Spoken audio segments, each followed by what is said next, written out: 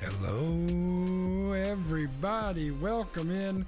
Happy not Monday, even though it feels like a Monday. I hope everyone's doing all right. Hope you survived the most Monday-ish Tuesday of all time. Welcome in, everybody. Happy to have you here. Hope everyone's having a good start to your week. Old Man Wiggum's here, so now you know it's a party. What? And of course, B's here as well. B, say what's up to the peeps. Am I on the right stream? I don't see unprofessional hair. I don't know what to do with myself right now. Yeah. I might have visited the barber this weekend, and she cut off a hair or two.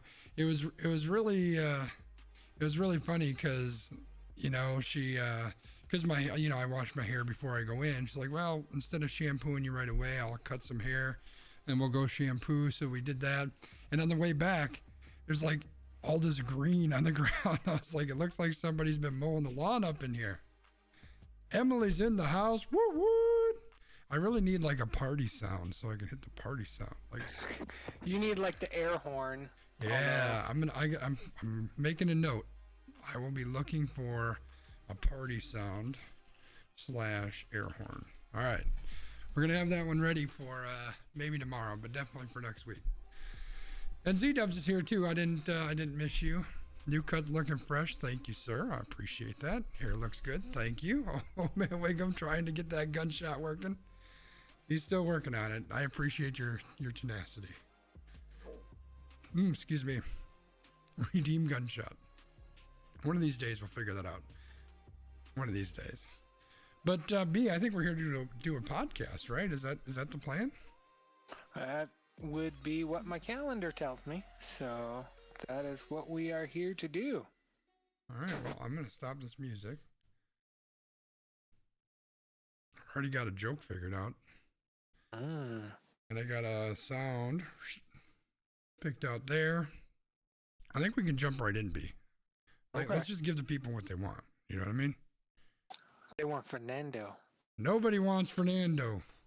Oh yeah, I gotta fix the screen over here. So we need to full screen that, click on you, and then change it over here because it likes to make me do that every freaking time now for some reason.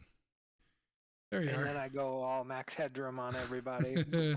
Only I see the max headroom though. I don't know if you're doing the. Oh yeah, there it is. There it is. I really need to record that and send it to people because it's freaking hilarious. Is that an ABBA reference? I don't know. I'm gonna say no. I don't even know what ABBA is. But I'm starting my recording. Thank you, Wiggs. And what is this? 65, right, B? 65.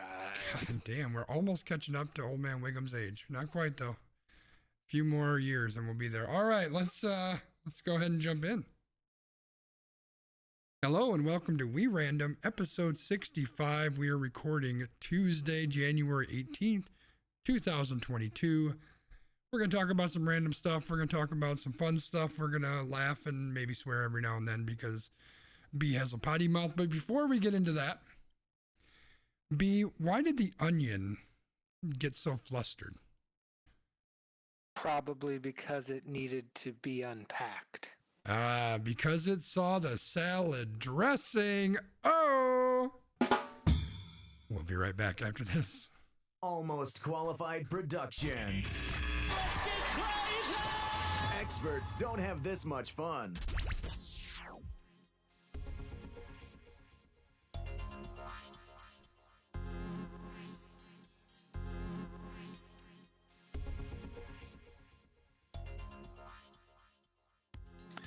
Welcome to We Random, episode 65. I'm Landmark. Out there is Sconzi. How you doing tonight, Sconzi? Say hello to all of these wonderful people. Hey everybody, I'm doing good. How you doing tonight, B? I'm here. You know, I'm doing what I can. It's been a long day. As you said, it's like the most Monday of Tuesdays in the world, but For you know, sure. I am doing what I can, and we're gonna try to get mad online. So we've got a wonderful Wheel of Doom that is going to allow us to have multiple chances to get angry online about lots of different things. And if we're lucky enough, there might just be some swear words. But before we get there, other than Mr. Rhythm, do you have any words of wisdom or artifacts of hope for our people? No, I got nothing. All right. Well, I guess we should move on to the true point of this podcast, where we're Yes. going to spin that Wheel of Doom and we're going to talk about a topic. Something probably horrible. You know, Wiggs, I was going to go with that quote too. By the way, Z-Dubs did just let us know that we shouldn't swear too much or Nick will get a hold of us and get mad. All right, we're going to talk, though, about something that everybody can agree on as being a great thing. The horrible Chicago Bears. Sorry, Jeff, if you're listening out there. We're going to talk about the Bears.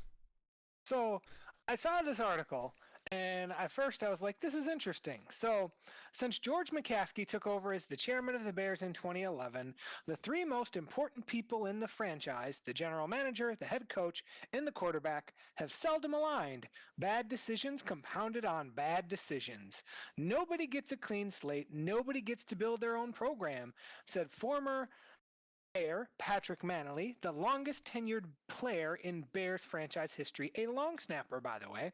It feels like everybody has kind of had one handcuff on whenever they got hired. It's a circle of inheriting the previous regime's trash. So, what happened is there is an article through The Athletic where they talked to more than a dozen sources close to the team about the moments over the past decade when the organization didn't seem to know what it wanted to be or where it was going.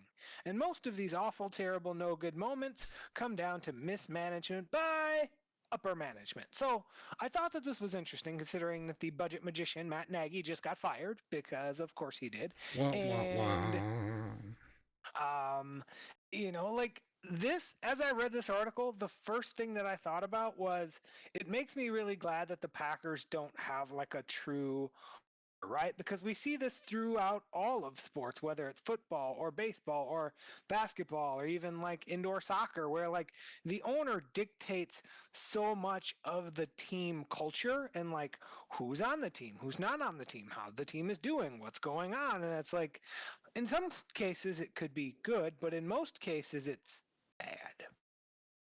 Yeah, it's just one more cook in the kitchen, right? Like that's the thing. Yeah, I first of all, as a Packers fan who is very much not a Bears fan, of course I enjoy the Bears being horrible. Let's be honest. It's, a free couple wins every year. But I think that the way that I would look at this is it really speaks in a lot of ways to the benefits of having a very good quarterback, right? Because not only is this a quarterback league, but it also buys you some time, right? It buys you a little bit of time because that person can at least make you manageable, make you, a 500 team or something that's going to maybe give you a little bit of longevity so that somebody can start to put their spin on things.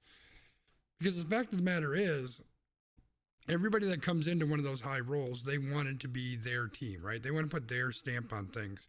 And they're being brought in, and this article is pretty interesting because they talked about I don't remember the specifics, but this person is hired, but you have to run that old person's defense.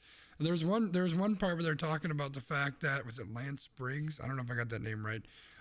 There's someone was brought in. They were told that they had to run the previous regime's defense. None of the coaches knew how to coach this defense. So literally a player was staying after practice to work with the younger players to teach them how to do the defense because the coaches didn't know how. Like, you are never, ever going to succeed doing that. It's just asinine. And these are the things that bad franchises do. They just do stupid things. And,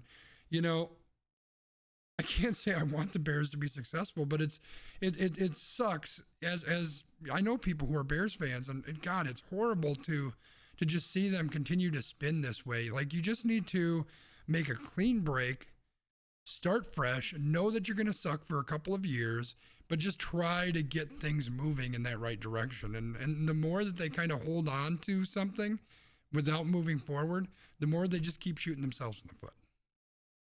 Yeah, and you see this around the league, right? Like Chicago, Minnesota, the New York Giants. Like, there are these franchises that just have these owners who, like, they keep just running people through, and it's like, it's not working. Like, you have talented players, but whatever you're doing isn't working. And like, that's one of the things that I'm thankful for, that, like, yes, obviously, like you said, the Packers have been lucky to have the consistency that they've had at quarterback, but you even look at like Atlanta, like, people were high on Matt Ryan forever, and like they still kind of sucked for a long time. Yeah, they've had some good, but a lot of not same good. thing with look at the Lions with Matthew Stafford, right? Yeah. Like, they had Matthew Stafford, Calvin Johnson, Barry Sanders. Two of those three people retired early because the organization was so inept. And they're both Hall of Famers. They're both Hall of Famers.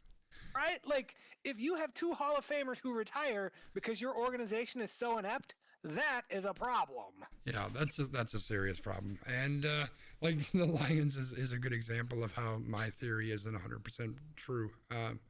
But yeah, it's just I was another article that I stumbled onto, and it's not part of what we've got here, but there's an article I was reading about the Minnesota Vikings and how they are looking for a new GM, and they're actually interviewing a woman for the job, which is pretty exciting. first woman to ever interview for that type of a role.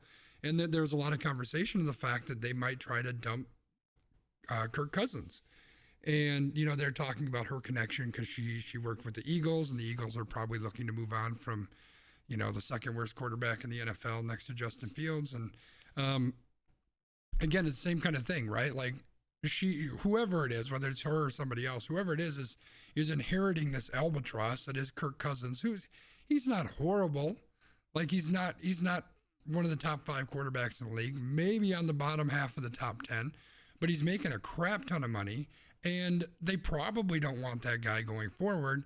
So what do? Do you just deal with it, or do you try to get rid of him and kind of start fresh? Like, hey, guess what? Next year we might not be great, although maybe they can get a better quarterback. There's a lot of quarterbacks that are going to be available, but maybe you just have to cut ties, move on, and build it back up. And I don't know. The Bears just are not doing that, and I think as long as they continue to be, you know, handcuffed to the previous regime, they're never going to get there. Yeah, and that's the unfortunate part about sports. It's like so many organizations are like this, where it's like people are just tied to the previous regime's just utter garbage. So we'll see. But I just put this on here because, like I said, it made me feel thankful that we don't have an owner who meddles in things, and then you end up with a goalkeeper who can't stay in his fucking goal. Okay. Yeah, the fact that we don't have that extra cook in the kitchen is a big thing. I mean, you know, there kind of are to some. I mean, like you could say Mark Murphy kind of plays that role to some degree, but he's also not the guy holding the purse strings, right? Because whenever you have that person holding the purse strings, all of a sudden their opinion holds a whole lot more weight, and that's just one more person to muck stuff up. I'm just giggling to myself over here because I totally just dropped that little Easter egg in for like one person who listens to this podcast who is totally going to like cackle when she hears that. Anyway, we're going to move on to the next topic. Before I spin, Emily had a question, so let's dive into this. I have a stupid question. What does a general manager do for a team? I understand the owner, the QB, and the coach. No need to address on the podcast. Well, I'm going to address it anyway, Emily, because I didn't get to that last part. We can address that real quick. That'll be easy. Basically, the general manager is, in the words of, oh my God, what's his name? That coach from the Giants 20, 30, 40 years ago. Bill Parcells. Bill Parcells. The general manager is who shops for the groceries, basically. Yeah.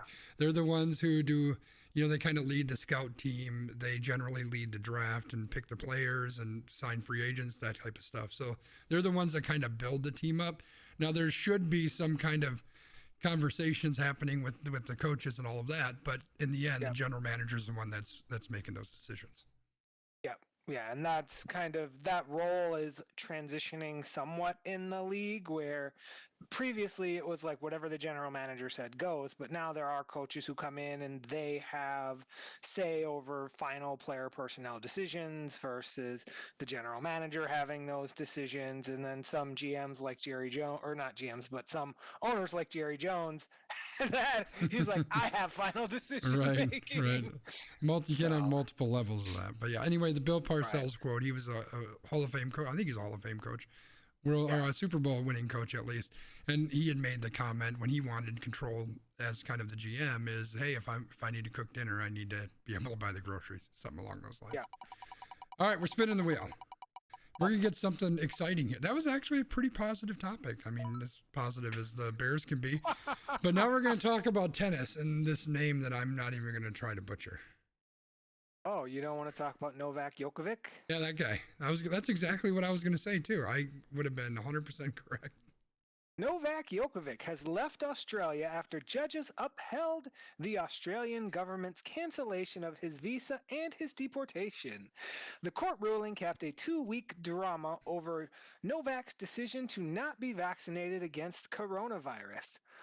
3 judges upheld the visa cancellation on public interest grounds, meaning that Novak cannot defend his Australian Open title, a tournament which he has won 9 times. 9 times. So the backstory to this is that the Australian government has taken very strong stances on COVID, and a lot of their policies and procedures are very strict, even more strict than America, when it comes to what those individuals who are vaccinated or not vaccinated can or cannot do. So one of their things is like basically, if you are not vaccinated, you cannot come here. So please go away. So, and I don't know that that's 100% the reality of the situation. Like I tried looking on their like transportation website and they have like 9 pages, like here's what you need to do and here's what you need to apply for and here's what it means and here's what you need to provide us. And here, so like I wasn't doing all that. But basically, because he is not vaccinated, they canceled his visa and said, nope, you are a risk to our public safety, so we are not allowing you to be here. Yeah, it's, I know that Australia is super strict. I kind of followed along with a woman who's a streamer who works in America. She's an Australian resident, so this is somebody, or an Australian citizen. She's living in the U.S. on a visa because she works here, and she flew home to see her family. And when she got there, they stuck her in a hotel for quarantine for like 2 or 2.5 weeks. She had to stay in this hotel. She's vaccinated. She's completely vaccinated. She's a citizen of the country. She still had to wait in this hotel for like 2.5 weeks. And I'm sure was losing her mind in the process. So I know that they are super, super serious about it. Like, people have different opinions. Are they being too serious? Are they taking it too seriously? But I mean, we're also living in a country where, half the population thinks it's nothing but a cold and they run around spitting on people or whatever. So like we have definitely a different approach to things. I don't know. A part of me says the guy's a tennis player. He's going to go out into the court and he's not going to be within 50 feet of anybody. Does it really matter? Another part of me says, well, he's still going to be around people in the locker rooms or walking the halls or the media or whatever. Another part of me says, why are we going to make an exception for this person? Because he happens to be famous and he's playing tennis. Like, there's a lot of back and forth, and nobody's ever, like, everybody is not going to agree on the approach. I don't know that I care one way or another. I have no, stake in this game, but I think it's interesting. It's interesting that somebody like that didn't get a pass. Right. Well, I thought that's interesting just from a financial perspective, because again, like if you look at America, people bend over backwards to make $1 here, right? Yeah. Like over there, this 9-time champion, they're saying, no, we're not going to allow you to compete in your sport because you are breaking one of our rules, right? And whether Right. you agree with the rule or don't agree with the rule, I think that that's interesting that they put their like political and national policy above making $1 on this tennis tournament. Yeah. Yeah. And one thing that I saw that was interesting, and I'm going to butcher it because I don't have the tweet in front of me, but there was somebody that was like, look, tennis tournaments because we have a society, and in a society we have rules and regulations that are used to keep each other safe. Novak has made decisions that go against being collegial and keeping people safe, so therefore too bad. I was like, that's an interesting perspective. Yeah, to Wiggum's point, Wiggum says, I love that he doesn't get treated differently from anyone else. I think it's fair. If I went to Australia and I wasn't vaccinated, I would expect that they would treat me the same way. So I think that's fair.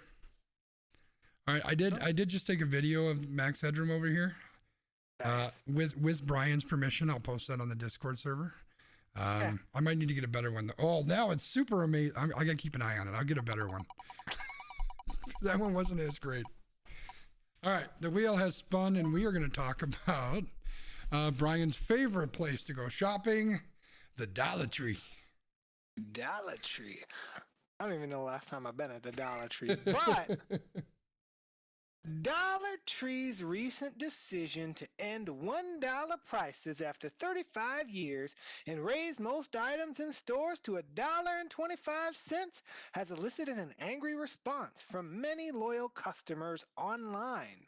The criticism highlights the risks that Dollar Tree, the last of the big dollar store chains to actually sell nearly everything for $1, took when it abandoned its $1 brand identity. So, one of the interesting parts about this is that there are signs that the move may be alienating some shoppers.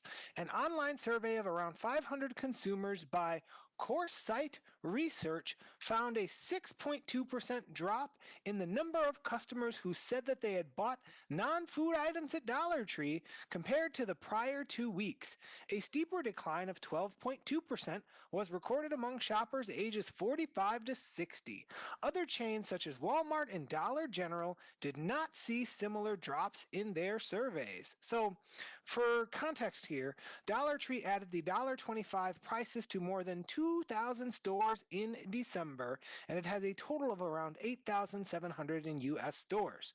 So the thing here is that Dollar Tree says, hey, we've had a very positive response from the majority of our customers, and they're kind of playing this out, saying that, this caused us to not be able to carry products that people wanted if we kept things at $1, and labor and transportation and fuel and merchandise and shipping costs have all been surging, which is squeezing our profits, and that's why we got to go to $1.25, despite the fact that as recently as August, the Dollar Tree chief executive said the company was committed to $1. Wah, So wah. are we is this our I don't know which drop to use on this one. Is this the ZE? Is this Can I just do this one since I just added it to the podcast sounds? Ooh, is this new one? I mean, it's not new. I just didn't have it with these sounds. Oh, that's a good one. I like that one. I need to have like a list of all of our sounds so I can just cue you to be like, play this one. Yeah, But yeah. I feel like this is a Zeke Elliott feed me of the week, probably. But Maybe. We'll see.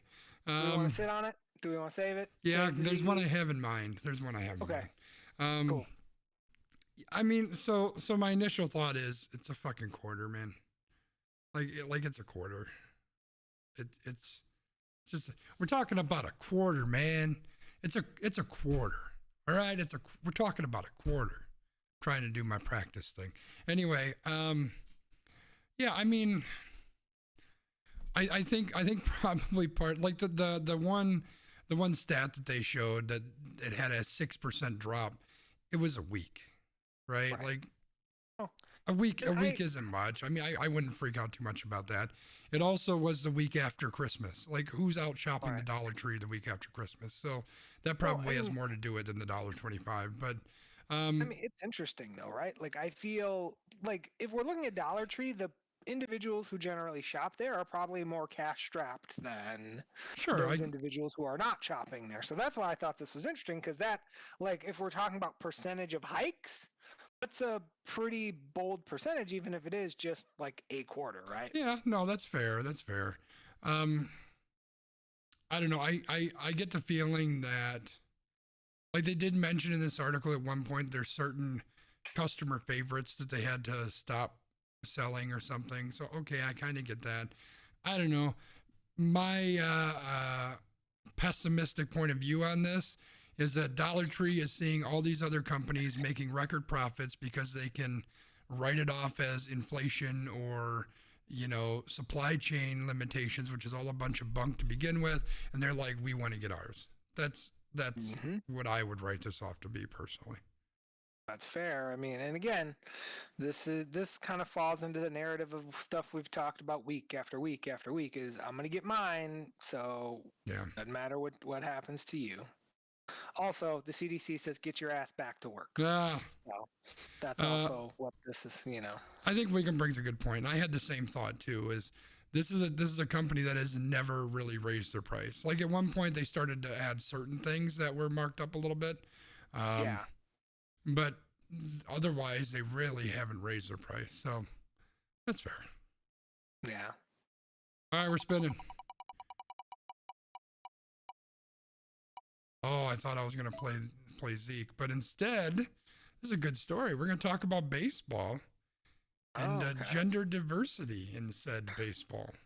All right. So baseball, while currently locking out its players because billionaires are telling millionaires how poor they are, has arrived at a landmark moment this week when the New York Yankees introduced Rachel Belkovic as the manager of the Tampa Bay Tarpoons, not how I initially read it, their low A affiliate. Alkovec, who at one point in her career started listing her first name in job applications as Ray because she'd stopped receiving callbacks despite an impressive credential and resume, became the first woman ever appointed as manager of a minor league team. As well, the Red Sox have now hired Katie Krall as a minor league coach, making the Red Sox the first organization with 2 women on a coaching staff. In 2022, there will be 11 women coaching in affiliated baseball, 8 that have been hired since the start of 2021. So I thought this was interesting because we've talked a little bit about, trying to find different diversity in sports, whether that's gender diversity or racial diversity or different types of things, right? So I think it's kind of an interesting trend that baseball, even if at the lower levels, is hiring more women into the sport. B, I swear we do this same story every other fucking week. And it's pretty fucking awesome. I gotta say. Like, NBA is doing stuff, kind of. I mean, they shafted Becky Harmon, but Major League Baseball's doing stuff. We just talked about a woman interviewing for a general manager role in the NFL. Like, there was a story we didn't get to last week about, I think it was referees in a soccer league or something. So it's like, there was a pro woman in the men's Australian baseball league. Yeah, so we're starting to see more and more of these stories, and I think it's fantastic. We need more of this. I mean, the fact that this article talks about the fact that she changed her name, how she displayed her name to try to get more callbacks, and I mean, it's disgusting that people are doing that, but it happens. It's part of the world today, unfortunately. But the fact that we see these individuals breaking through, I think, is amazing. It's definitely a good story. Definitely. So, it'll be interesting to see how that transcends as teams do well or don't do well, right? Yep. Because hopefully these individuals can kind of move up through the ranks and maybe get to, AA clubs and AAA clubs and even to the major leagues at some point. I know the first woman who was on the Red Sox staff, she's made it. She said, "I want to be a manager, so that's my goal." Good. That's good pretty for cool. her. Yeah. All right. Let's talk about Democrat followers. What are Democrat followers? This was one that B sent to me. I think it was yesterday, and just said, "Hey, I'd like to hear what you have to say about this." And I said, "Let's put it on the podcast." Yep. So I will defer to you after I read about it. So Democratic strategist Paul Bergala speculated recently that the reason the party has come up short in passing voting rights is because it has, quote, bad followers. Now, the context to this is that Bergala was reacting to a comment from Andrea Waters King, who is the wife of Martin Luther King Jr.'s son. So obviously, lots of connecting the dots. But basically, what the King family has recently said is that they'd like to see Joe Biden and Democrats put the same power and passion behind voting rights that was put behind the infrastructure bills that were able to be passed. So the response, when asked for a response, Bergala said, "Those of us who want to save voting rights, we need to get to work. I think Biden is putting everything behind this, but he needs better followers. He needs all of us to get in the game as well." So in saying this, Bergala referenced how MLK advocated for mobilizing people in churches, universities, labor unions, and other organizations when trying to get Lyndon Johnson to pass a voting rights bill in the 1960s after the passing of the Civil Rights Act of 1964. So, before I go and give my pessimistic view here, I am going to let you roll with this, and then depending on what you say, I may or may not keep my pessimistic comments to myself. I just want to say that I used to be kind of a fan of Paul Begala, but mainly because he was on this show called Crossfire, I think it was. And he always sat across from Tucker Carlson, who, is a dick. Anyway, I think the important thing to think about is Joe Biden, and this might be a shock to some people, so I want you to, hold on to your chairs, get ready. He's the fucking president, man. Like, he's the fucking president. And let's be honest, when this whole infrastructure thing happened, that's all that I read about. is fucking Biden is pushing here and pushing there, talking to this person. He's having secret meetings. He's, fucking meeting with Manchin every other day. And like, he's doing all this stuff to push it through. There was no fucking march in the streets of New York City for the goddamn infrastructure plan. No one, like, is it good stuff? Sure. But like, there's no huge national push behind it. So why the hell would you compare that with voting rights, which frankly is a whole hell of a lot more important? Like, this is just a stupid cop-out as far as I'm concerned. Like, Joe Biden isn't pushing the same way that he was for that bill. So let's start there. Now, I do think that the reference that he has, I don't know if it's accurate. I don't know if I like it. It kind of irritates me a little bit. But yes, if there was a huge social uprising, whether they're Democrats or whomever, if there was that huge social uprising like what we saw in the civil rights era, then sure, that might make things easier, right? It might empower him to speak more, but he's still the fucking president. Like, well, and are you done, or I didn't want to cut you off? No, go do your thing.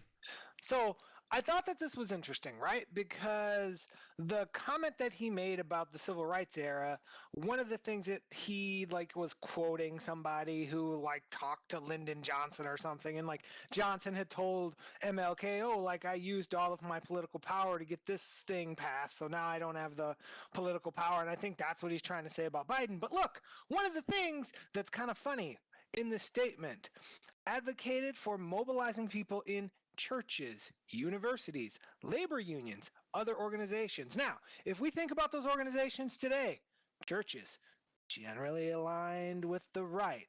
Labor unions, destroyed by the right. Universities, destroyed by the right.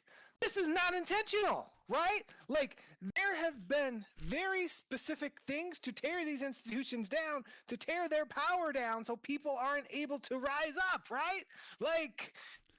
The thing that I notice about this, and I think you are correct, that, could Joe Biden be doing more? Yes. Is he not doing more in a strategic manner?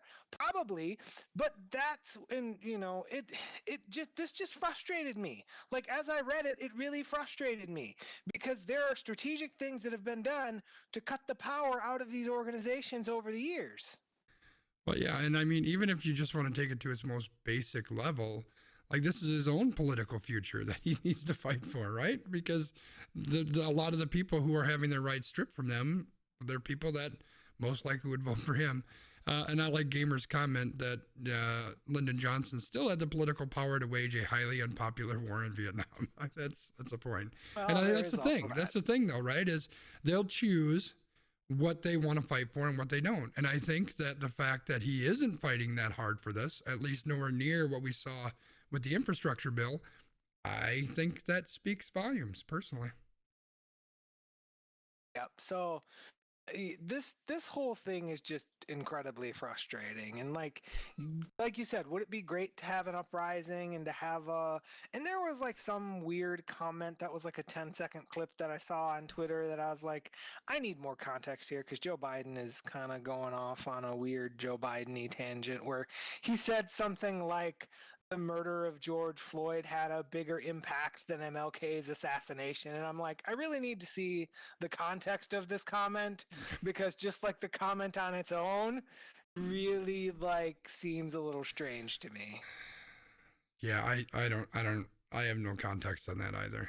And Wiggs, you bring up a good point. At 107 years old, he may not have much of a political future anyway. I'm spinning the wheel. He needs to start going to church. That way you can, he needs to put in brownie points so it goes to the right place. Zeke Elliott, feed me of the week. Uh-oh. Speaking of feeding, let's talk about King Scoopers. I don't think the C is supposed to be there, but we're gonna call it King Scoopers. Scoopers. All right. Well, more than 8,000 workers of Kroger's Colorado-based King Soopers, apparently it's Supers, not It is Scoopers. Supers, yeah. Went on strike. The union representing these workers, the United Food and Commercial Workers Union, says that King Soopers workers are underpaid, overworked, and inadequately protected. So this is a quote from the union president. The companies were thriving, but our workers didn't thrive. Do you know what our workers got? COVID, attacked, beat up, spit on, slapped, and overworked. What about the company? They did great. They did absolutely great, sitting behind their desk doing their job by Zoom. Does that sound familiar, anybody? Anyway, so with COVID, COVID has increased Kroger's bottom line. In 2020, Kroger recorded 4.1 billion in profits, an increase of 1.1 billion from 2019. Due to sustained food at home trends, Kroger is now projecting its profits for 2021 will be even higher. So, in contrast, Kroger has said that they offered workers a fair deal, which raised starting pay to $16 an hour, and they bolstered some health benefits. The total package, the company claims, represented an investment of $170 million over the next 3 years. Now, the union, in rejecting this offer, noted that the minimum wage of $16 per hour is just 13 cents more than the minimum wage in Denver, where 14 of the 87 stores at issue are located.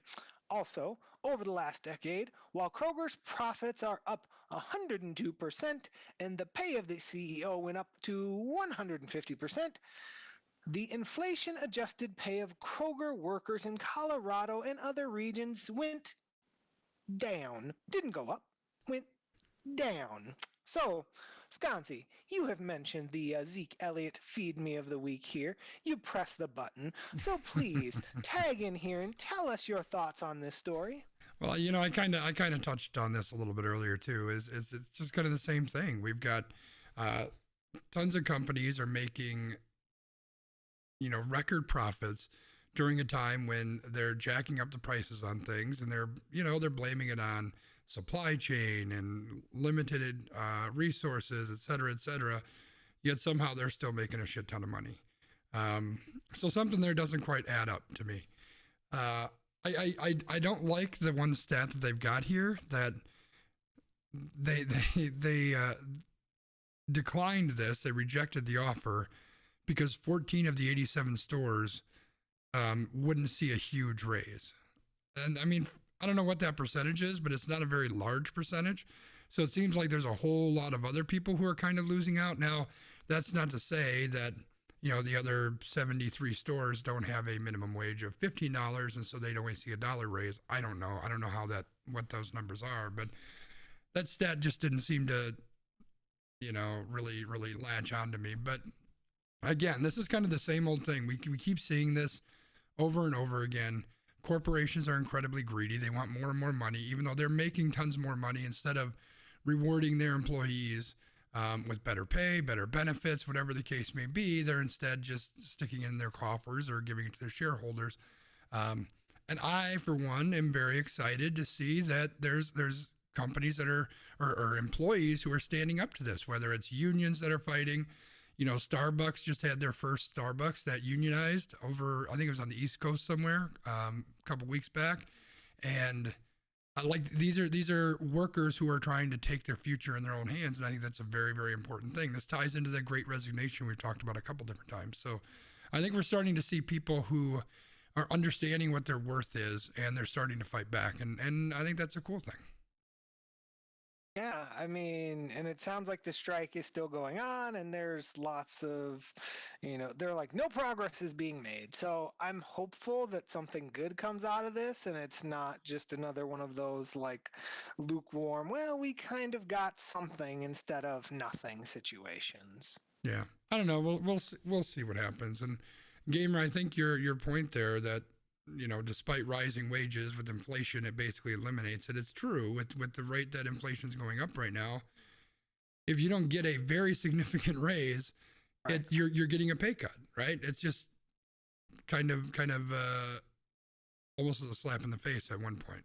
So yeah, and that's probably a topic that is far beyond our capability, but it would be really interesting to be able to dive more into inflation and like, what is this and why is it happening and what are the metrics behind it, because that is such a frustrating part of life right now. Like looking at the prices for heating your house. Like, it's like, holy cripes, man. Like, Yeah. Well, oof. according to our chat here, we just need to get Gamer on the podcast because he could talk about all this shit.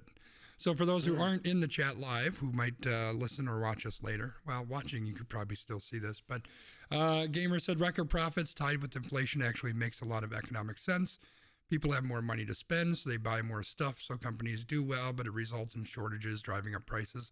I can kind of see that to some degree, but I don't know that people necessarily have more money because wages in a lot of ways are flat, or they're not driving up past inflation. So I don't know that. I have questions on that. But he also said, I've seen some data that says the key problem with inflation is due to the fact that tourism is way down. People are spending that money on goods, causing shortages of physical goods due to COVID. I could kind of see that to some degree. Okay. Interesting. So, all right, I'm spinning the wheel. It's the Gamer Show tonight, everybody. You know what I spent that money on? Beer. Beer. Speaking of something that has absolutely nothing to beer, let's talk about the wee random dick of the week. Uh-oh, who are we talking about? We're going to Michigan, and we're going to talk about lawn care. Oh, we're not talking about... Oh, the other guy I thought was going to be the dick of the week. No, this is so much worse. All right. So, a Michigan judge berated a 72-year-old man who told the judge he'd failed to maintain his yard because his cancer treatments made him weak. In a video of the exchange, Burhan Chowdhury of well, I don't even know how to pronounce that. Anyway, there's a town near Detroit, and this man explained his situation to the district judge, Alexis Crott. And she said to him, you should be ashamed of yourself. If I could give you jail time on this, I would. She then issued him a $100 fine, adding, you've got to get your stuff cleaned up. It's totally inappropriate. Now, the man's son, who joined the father on Zoom for the court hearing, said that the father was sick and that the property has already been cleaned up. So, to TLDR the story for everybody, this man was sick, and he said that he let his lawn care in his alley go because he was sick and he couldn't do it. So apparently that meant that he got sent to court. And this lady said that she wanted to put him in jail because he couldn't clean up his lawn. Now, to me, this seems like a horrendous misuse of resources, because where I live in the town redacted, they will look at your information, they will send you a letter, and they're going to say, hey, see that you got some weeds. We need you to clean that up. You got 30 days. You don't clean that up in 30 days, we're going to clean it up for you. And then we're going to send you a bill. And then you're going to pay us that bill. That's how this is going to work. Instead, apparently they send this man to court, and they tell him that they should send him to jail. This is the inefficient stuff that's happening in our country right now. What you got on this, Skanzi? The wee random dick of the week. I mean, I can play this one too. They fucking suck. I mean, I got plenty of these. It's So it's the worth. Guy who's like the saddest thing on the internet before. This one right here. That was one of the stupidest things that I've ever seen anybody post on the internet before. I can play the second one too. People like you make me sad. All right. Busting out all the sounds tonight. So it's worth also calling out, and I was in my own head, so I don't know that you mentioned this, maybe you did, but so basically this man, he's going through cancer treatment, right? So he can't really do that himself, and his son has been helping him keep his lawn in order. His son was out of the country for 3 fucking months, so his lawn overgrew, and when he came back, Dad's like, hey, I got a ticket, and the judge is yelling at me and calling me a pain in the ass. And Emily went right where I am. Like, all this money that they spent bringing these people in on trial and having the judge there, etc., it's a waste of goddamn money. And what the fuck ever happened to empathy? Right? Like, why can't somebody just reach out and say, look, what's going on? Like, you can't tell me this guy's neighbors didn't know that he's an old man who's having issues. Like, somebody can't just step up and help the dude out. I mean, it's irritating and drives me freaking mad that we live in a country where people can't help one another out, and it's always we just need to attack. Like, this is stupid. And then the fact that this judge decided to run her goddamn mouth like she's a fucking schoolyard bully or something. Like, give me a fucking break. I mean, if anything positive, his son said that he paid the fine, which he already did, and he said he'd received a lot of support from other people online and in their community. So hopefully, this will raise a little bit of awareness, and maybe this will, bring some small little bit of good, right? Maybe some people in the community will kind of band together and maybe help out, and maybe something good will come with this. That's all that I can really hope for. Yeah, this is it was ridiculous when I read it. I'm like, dude, like there are so many more efficient ways to handle this. Yeah, no, it's just absolutely stupid. Like, it's just stupid as fuck. Yeah. All right, B, we're at 43 minutes. Do we want to spin one? Let's not spin. Do you have one that you want to throw your challenge flag at? Not in particular. No? I mean, there's a couple, like, if one doesn't come up, I might touch on it in my extra point. If the other ones are all just kind of like meh to me. So all right, well, we're gonna skip it, and we are going to then move on to Gamer's favorite segment, Random Rankings. Now Gamer can tell us how we're wrong about football. Yeah.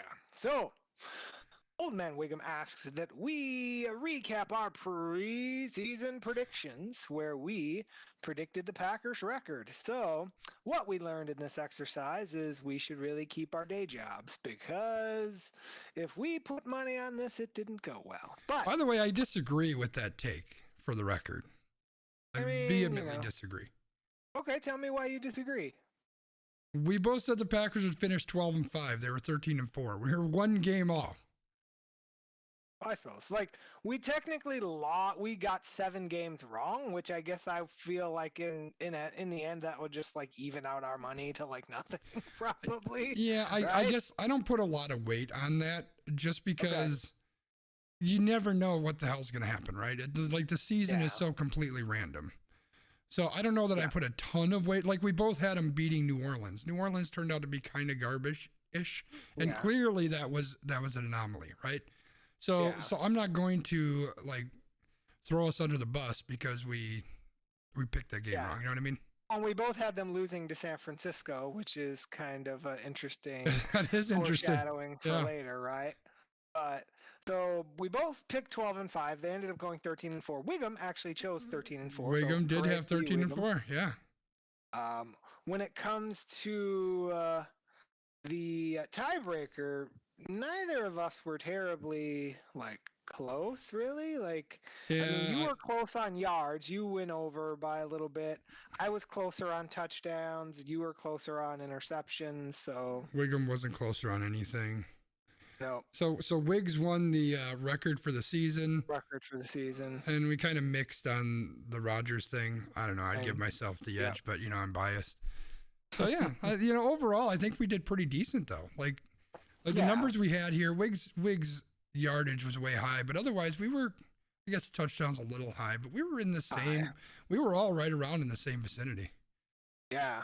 So, we had that. Now we also did the wild card weekend. So on the wild card weekend, we had some scoins left over from the Sconsiverse, and we can recap how that went for each of us. I will start with myself. So I started with 100 scoins, and in the end, I ended with 100 scoins. 100. So I guess I made back my scoins, right? Because I lost my over bet on Raiders Bengals. I lost my spread bet on the Patriots.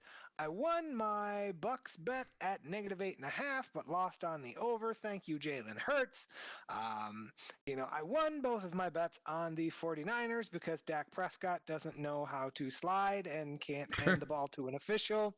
I lost on the Steelers because Ben Roethlisberger has officially turned into a pumpkin, but we got the over. And then the Rams brought it home for 100. But Sconsi is the true star of this show. I did have a good week. Yeah. Only got one of his picks wrong. he spent $20 on the over Scoins. of Raiders 20 scoins, Bengals. not dollars. Scoins. Scoins. Yep, 20 scoins. I mean, he might have spent dollars. We just don't know about it. That's fair. But so in the end, he's ended up with 160 scoins. Now, what we're going to do, because we are scoin gambling degenerates, is we are going to spend the balance of scoins that we have on each of these divisional round games. And then if we still have scoins left over, we'll do the same for the next round. And then if we're out of scoins, then we'll just be sad. So, Yeah, how does that sound Wiggs to you? did say he was putting everything on the under, I think it was, for the Rams and the Cardinals. I don't know if it was the over or the under hit on that, to be honest with you. Well, let's see. We should be able to figure that out, but that's not in this sheet. We'd have It's to not go in the look at the sheet. other sheet. I have that pulled up, actually, right here. 64, yeah. So this was... Oh, it's not in here. Oh, there, it's down here. Yeah, it's down there. Rams, Cardinals, the over-under was 49.5. I think they were over that, weren't they? It wouldn't have hit because it wasn't like 34-11 or something. Something like that, I don't know what the final score was. You know, this is us doing prep live on air. Yeah, Because so I guess if almost qualified. if that's what you had, Wiggs, you win. Congratulations. Yeah, it's 34-11. So all right, B. So that what was do you 45. got? Walk us through what you got this week and why you've got this. All right. Do we want to go game by game or do we want to do me and then do yours? Yeah, just do you and then I'll do mine. All right, so for Bengals Titans, the Titans are 3.5-point favorites with an over/under of 47. So I'm going to start by putting 20 scoins on the Titans to cover the 3.5. I may not want the points, but I'm good. Well, I might not. I'm laying points, but the Titans, in theory, are supposed to be getting back Derrick Henry, who is their top running back, and the Titans have looked pretty good over these last few weeks. I'm kind of fading the Bengals. I tried to fade them last week, but that didn't really work out for me too well, even though I think I picked them. No, I didn't pick that game because I was still fading the Bengals. So I'm totally fading the Bengals here. I think the Titans cover. I did put the over because I think that this might be a little bit more of a higher scoring game. We'll see how that goes for me. I didn't do too well on my over-under picks the last couple of times here. But who knows? Now, I'm going to skip 49ers and Packers because that's what everybody wants to talk about. And I am going to go to Rams and Buccaneers. The Buccaneers are 3-point underdog or favorites with an over-under of 48.5. In this game, I am putting the under on this matchup. I think there are two good defenses here, so I don't know that you're going to hit this 48.5, but after watching the Rams take Kyler Murray and turn him into Carson Wentz last night, I'm thinking that I might have to take the Rams in my points. So I'm going to go with 10 scoins on those Rams. Then for Bills and Chiefs, the Chiefs are 2.5-point favorites with an over-under of 54.5. Not 55, but just 54.5.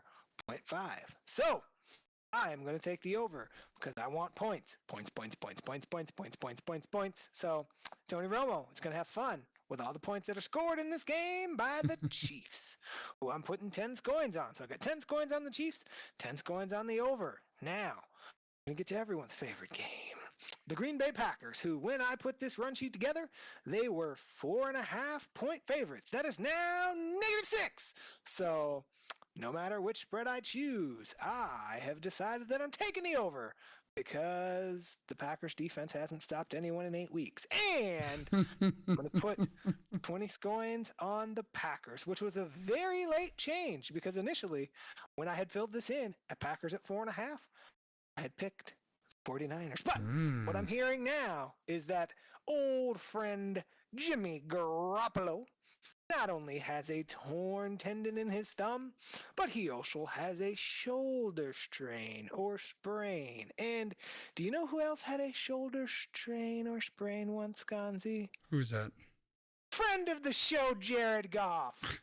And that didn't really work out well for him. So I don't think it's going to work out well for Jimmy G either. So we're going to hope that the Packers can get their stuff together and that they can move on to the NFC Championship game.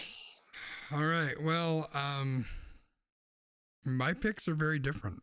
Well, maybe not very different. They're different. because I'm all in on a lot of underdogs this week. It's funny because there's quite a few teams here that I've been big on pretty much the whole year, and they've had ups and downs. But I'm in on the Bengals, the Packers, the Rams, and the Buffalo Bills.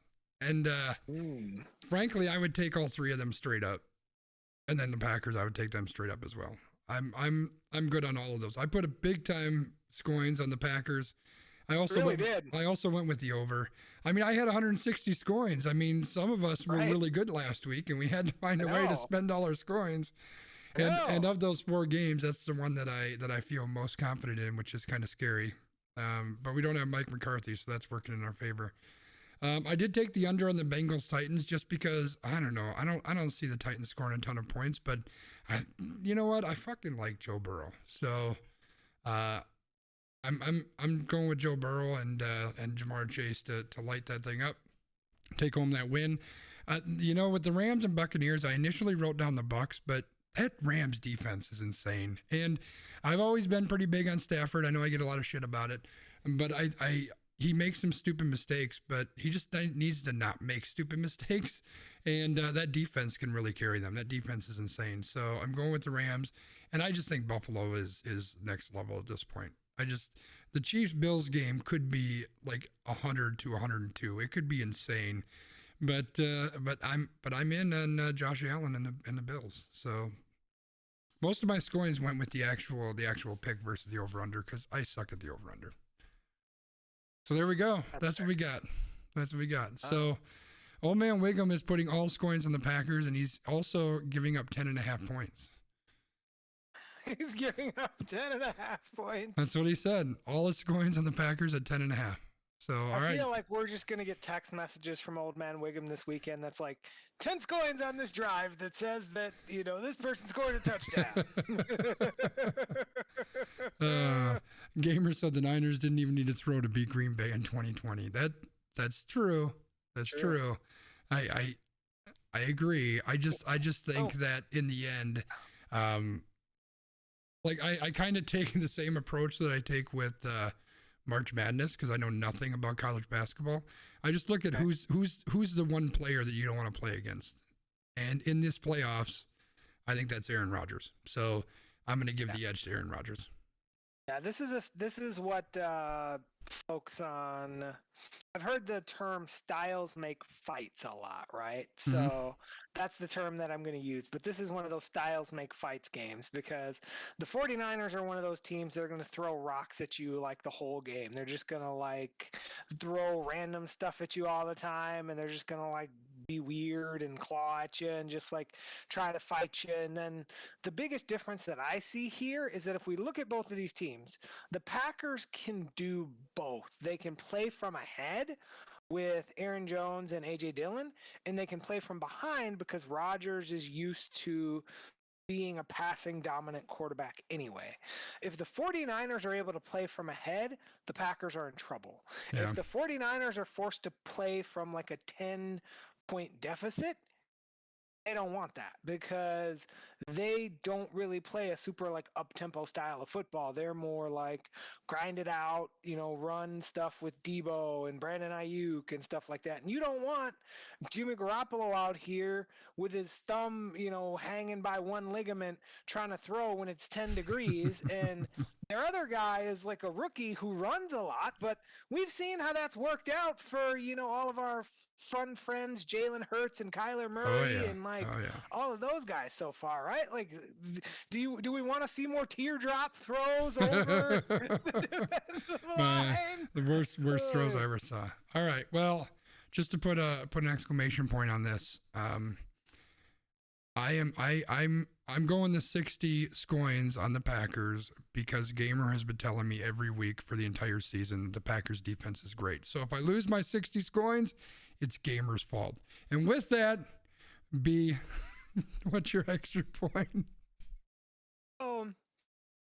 Funny part about this is Sconzi put out a timeout this past week about MLK and about some other things that were on his mind. And he asked me, do you have any curated MLK content for our podcast? And I said, no. And then he put an article about MLK on the run sheet that we didn't get to today. So I'm going to talk about it now. So, one of the things that we're thinking about as we've passed another Martin Luther King Jr. holiday is how people portray the words of other people and how things are going in our society today.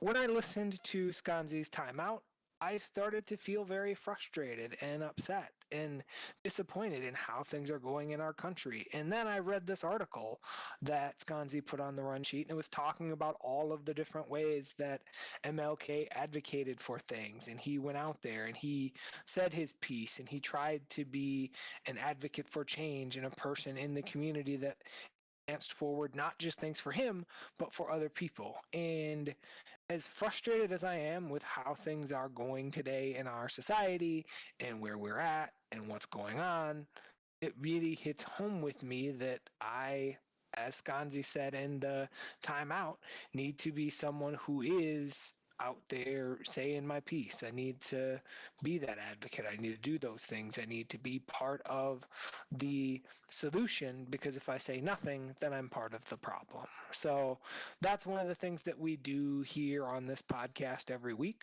But I'm hopeful that as time moves forward, I can continue to find ways in my house, on my block, in my city, in my state, and in the world to make a difference, because I feel like that's where everything starts. And I kind of take that from Emmanuel Acho, because he's talked a lot about how in order to impact change and to affect change, it has to start on that local level. Because if you start in your house, then you can start in your block and on your community and in your city, and it grows from there. Because the more people that you have on the pathway of change with you, that's how things happen. So trying to take that in a positive way and not the way of that dude being like, you have bad followers. But, to each of us, do what you can to make the change that you want to see and that you want to be.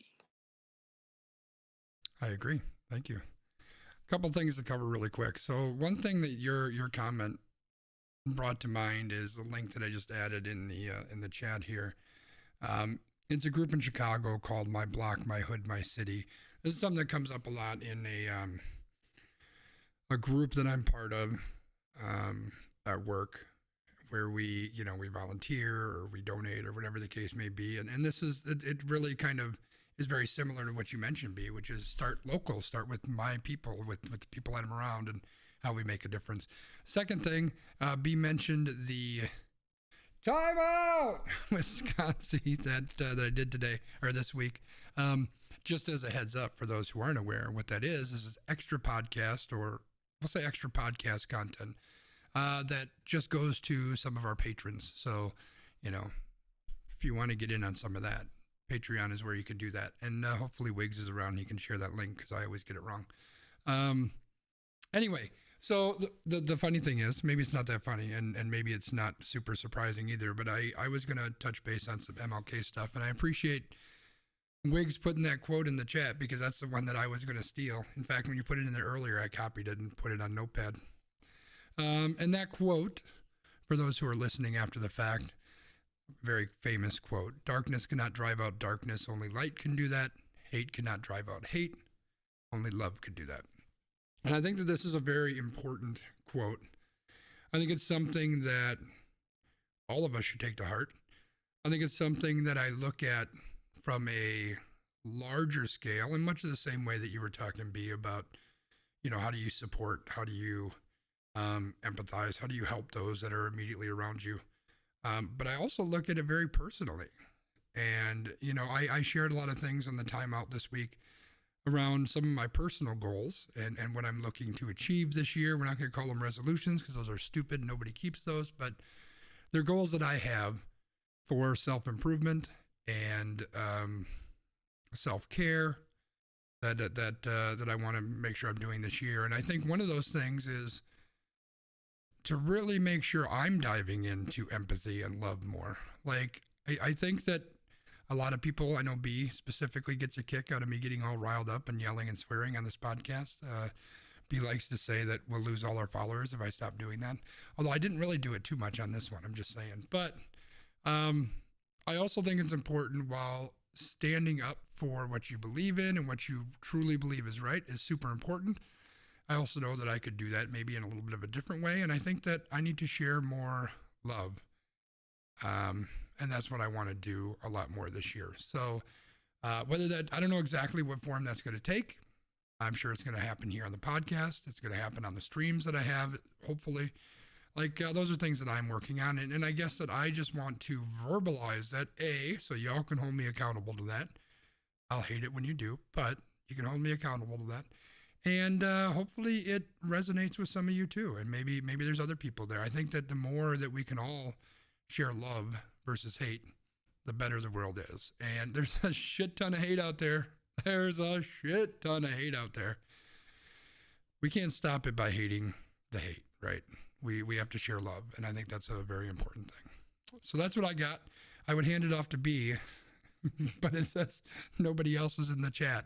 So we're going to come back here and, wait, he's maybe back. He's got no video, but it's flashing. I'm not sure what's happening there. So I am going to go ahead, B, if you can hear me, maybe disconnect from Discord and jump back in. But I'm going to go ahead and kind of wrap us up while we see if B makes it back, which it looks like he's almost coming. You can see the little, there he is. All right, B, you want to wrap us up? We got no volume though. There we go. I had muted myself. I had a legit internet outage. It wasn't my internet dying. It was actually like legit. Oh, internet's actually offline for a minute. Anyway, I missed your quote, but if you would like to tell me what Sconzi's quote was, you can find me on Twitter at LandmarkMKE. If you want to talk to Sconzi about his quote, you can find him at Sconzi. If you'd like to find Sconzi in real life, you can find him on Amazon Sidewalk. If you'd like to find the podcast, you can find that on YouTube on Tuesday nights at 7 o'clock. You can also find Sconzi on YouTube Wednesday and Thursday nights. You can find the podcast in your favorite podcast app at We Random. You can find it here on YouTube. And if you'd like to find us, there's the internet. You can use it just like we did to look up information about anything on this podcast. So before we let you go tonight, we want to wish you happy something. I don't know. My brain is just like, I don't know what's going on. Like, my brain is just like literally rebooting just like my computer. So I'm going to be done now, but thanks for listening. Thanks for tuning in. And hopefully by next week, my brain will have rebooted. And if it doesn't, bummer. Nope, I can't do that because that'll get you DMCA. Ah! I'll tell you the thing after we're done. But anyway, Have a good night, everybody. We'll talk to y'all later. Bye, everybody.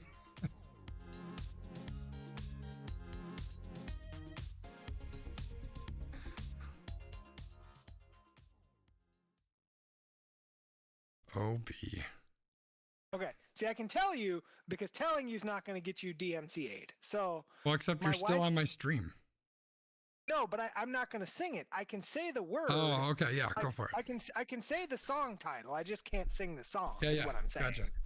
So, a joke that my wife and I have is whenever I'm like saying something and like my thought train gets off track, I sing the melody from Lil Richard Tutti Frutti. Yeah. I thought that's where you were going with that. Yeah. Like that's what I was about to do, but I realized I can't do that and I stopped myself. I mean, I think you should be fine if you bust out a womp bumbaloo bop bam boo. I think you can do that. See, I do that. Okay, I didn't know that I could. Oh, no, I'm not going to do that. See, I didn't know that I could do that. Yeah, I stopped myself to be safe. I mean, if worst comes to worst, they'll just say, hey, you're demonetized, but I don't make any money off YouTube anyway, so that's okay. So that's what that was all about. Oh, look, we got the ad on the wheel. We need to close that off. There we go. Sure do. It looked a little bit sketchy, too. I don't know what that was. Yeah, all right. Good podcast. Good interaction. Thanks, chat, for hanging out and chilling with us. That was super cool. Unfortunately, B did not get Apex on his head. That's a shame. Oh, sad day. Yeah.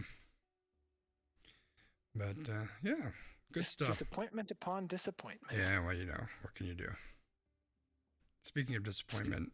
I was going to say, the CDC says you can get back to work. That's what they said. Oh, yeah. Get back to work. Can't wear a mask in Milwaukee, though. Or, I mean, you have to wear a mask in Milwaukee. Gamer, you brought up Activision and Microsoft, which is huge Microsoft, news. yeah. Huge news. I'm curious what you think of that, Gamer. Going to queue up share the love tweets Packer defense for Saturday. Yeah, the Niners, I don't know. I'm in on the Packers, but they are scary. Activation Blizzard, as we've talked about on the podcast before, have had a really rough go at things lately, because apparently you can't be misogynistic, sexist, assholes and get away with it, although they have for a long time. And what? But what you can do is you can put a new policy in place that you can't have relations with a subordinate, and then you can get fired in the same year because you violated the policy. I knew you were waiting for that one. Oh, yeah. It was so good.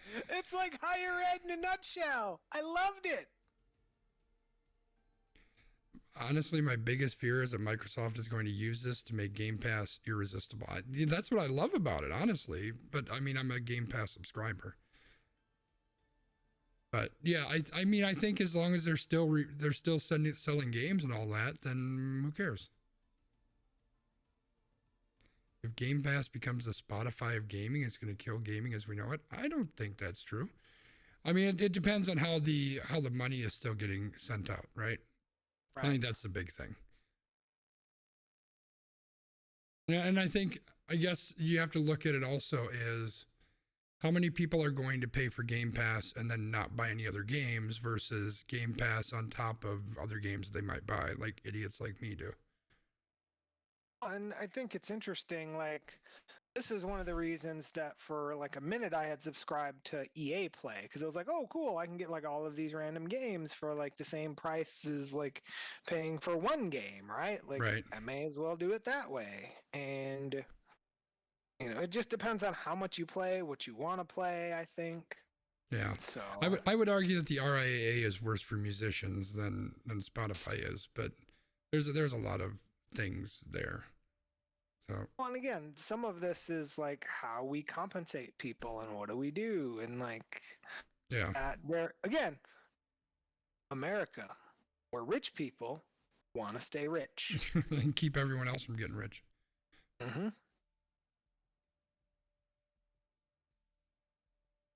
Streaming replaced buying movies or music, maybe to some degree. I mean, but Hollywood movies are still getting, millions and billions of dollars. So, I mean, it's not like they're struggling. Well, and they've kind of changed the game, right? So instead of selling, okay, so now you can only get this movie franchise through this place. Now you can only see these films if you subscribe to Disney Plus, right? Yeah. Like it's kind of, and because that. It's kind of how it used to be, where back in the day, oh, you want this special copy of Madden, you can only buy it at Best Buy. You can't buy it at, Target, or you got to go to EB Games or whatever, right? Yeah. Like now, we've just done that on streaming. Oh, you want to play this game? You can only play it on this. Yeah. I don't know. I mean, it's kind of how back in the day, like PlayStation and Xbox really split, gamers in that sense, because, oh, you want to play this franchise, it's only on PS. You want to play this franchise, it's only on Xbox. Yeah, yeah. The market always evolves to keep people being rich. I don't know. Netflix has a lot of really good stuff. Like they're leaning more towards short form, like TV series versus movies, but there's a lot of good stuff on Netflix. They pump out a lot of good stuff, and they spend a shit ton doing it too. Of course, they just raise their prices again, so there's a give and a take. Indies will get screwed. I can understand that. I could see that there could be something with the indie games. I can see that. But there's still a market, I think, for some of those. And I think people that are into indie games, I think they'll be okay. I think people who buy indie games will still buy indie games, even if they're subscribing to Microsoft Game Pass. for Xbox. Well, I think Game with the Pass. indie games, a lot of those are probably computer games too, not necessarily console, question mark. Well, yeah, but Xbox, they have PC Game Pass too, so it's not just for Xbox. So it's both.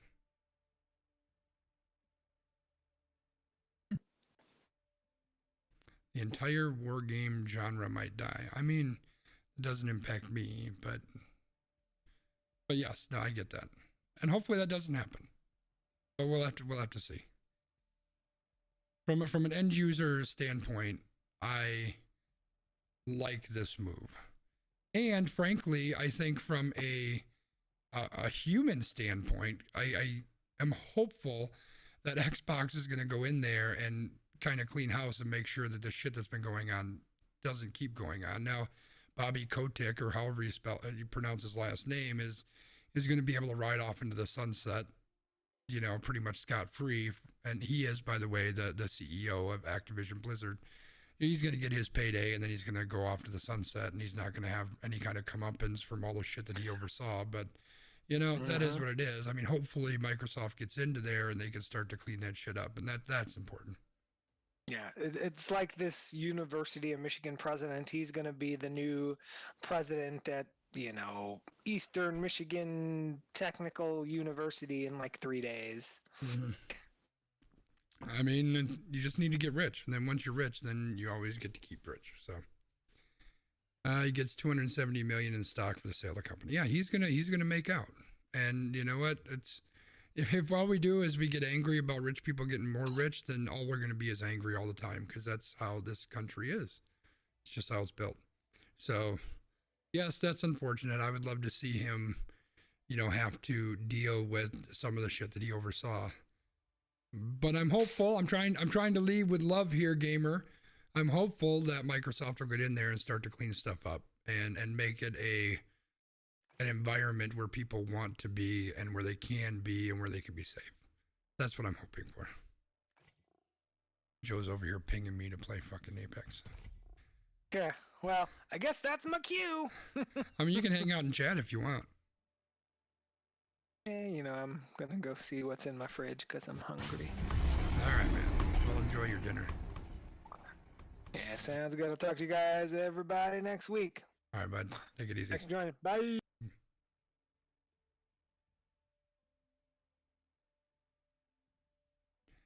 The good news is we can come over here and talk to Z-Dubs. The bad news is it means we also have to talk to Joe. Lead with love, Skanzi. Lead with love. Oh God, Joe, it's so nice to have you here. I'm about to ready up without Z-Dubs. You know what, Joel? Why? Just to spite both of you. Z-Dubs, lead with love. No. Come on, lead with love. Hey, Skanzi, I'm not the streamer. I said everybody lead with more love. Everyone. I have nothing but I loathe Joe. I loathe him. As long as we both loathe each other. Hold on a second, Joe. I'm just ordering my authentic Black Series Boba Fett helmet, so you're just gonna have to bear with me. Oh, that sounds exciting. Whatever that is. Get the Iron Man one after. It's basically an authentic replica of Boba Fett's helmet. It's movie accurate. These are the things that supervisors do, you know? Well, these are the things that humongous geeks do. Okay, now here's the deal. I want you to come on stream with your helmet on. Can you do that? Of course, Skanzi. That'll be amazing. You know what? In fact, not only will I come on stream, I'll play the entire stream. Joe, get your mind out of the gutter. That would be great. That would be great. I'll get a camera. We'll put it up there, and we'll play a game with you wearing your. Come on stream. We got to get Joe on here then. I'll come on stream if Z-Dubs comes on stream. Jesus Christ! See what I have to deal with, chat. Joe, what are you talking about? Seriously, could you just? What are you guys talking about? I'm talking about coming on stream. I'm talking about coming on stream with my helmet on. He said that a very certain way. That's true. That's true. What if I come on stream without my helmet? Oh. I'm gonna... Skanzi, I just can't even with this guy. Why do you let him on your stream? I don't know. We're gonna have to rethink this whole thing. Dude, I need a glass of bourbon now. Gamer, do you play Apex? Do you want to take Joe's place on our squad? God, that's good bourbon. Z-Dubs, are you gonna join sometime this year or what? What? We only get like 12 minutes with Joe before he has to go back and Netflix and we chill. get 35 with Z-Dubs. You get freaking 55 with me. Are you done, Joe? Are you done having a tantrum, Joe? Yeah, I think I've said enough for tonight. Okay. Gamer, Apex is free. You don't even have to subscribe to Xbox Game Pass, man. There's even water, so you can pretend that you're a battleship running around in the water shooting people. There used to be a ship. There used to be a ship. Yeah, they took it away. There used to be a party boat. Yep. You can even play with Valkyrie, because then you can be in the water and then you can shoot missiles like a battleship. There you go. Oh, Wisconsin. I don't know if anybody watches. Historical Gamer is a great streamer on Twitch, by the way. He's a friend of mine, and he does great stuff. He plays a lot of very interesting games that I think I would lose patience in, but they're historical games.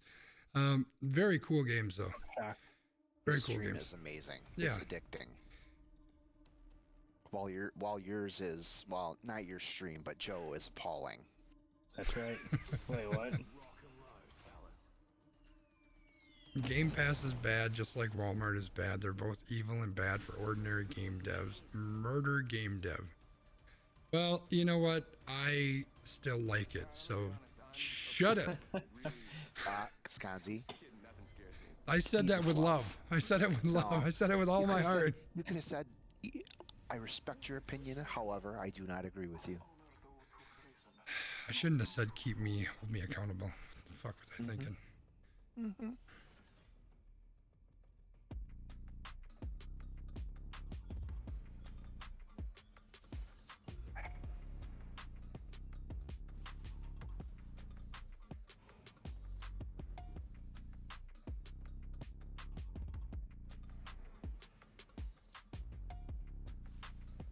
It's very funky vibes we got going on here. I was waiting to see how long it'd take you guys to say something. Well, it was so thought it was the quiet. music I was for like, the wait, game. what? Yeah, I was like, what's going on? This music is I've so great. gotten so many updates for game loading screens and music. I was like, oh, Apex has really upped their game. Little did you know, it's just a freaking Ash update, so you can hear her moan louder. I don't have that one yet. Dude, I crafted it. I spent my crafting materials so I could get that one. I'll go down here. Don't worry about me. Okay. All right. Oh, I got a longbow. Glad you went that way. Oh, God. We got to tell the longbow story, Joe. Do you want to tell it or should I tell it? Oh, God. Basically, I mean, the story is short. Somebody cussed me out because I grabbed a longbow on the drop, and you know, 'cause we both landed on the bridge, and the guy cussed me out for taking his longbow. It was like, what? It was so great. Like, he went off. He was really not happy. And he's like he's cussing worse than I cuss sometimes. Yeah, like that. You know, I mean, mother effing sailor. He still can't hold a candle to me, but he tried. No, and he's just going on. And then he reported us for spam and espionage. For sabotage. Oh yeah, sabotage. Because I kept pinging the longbow. I kept pinging the longbow. Every time I came up to it, I ping it. It was great. It was so awesome. Yeah. So then we were marking all the attachments we could find. I mean, it was childish as hell, but it was fun. Oh man, that was great.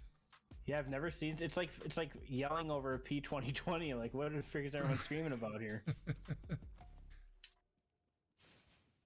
God damn it, Joe! Did you loot that box?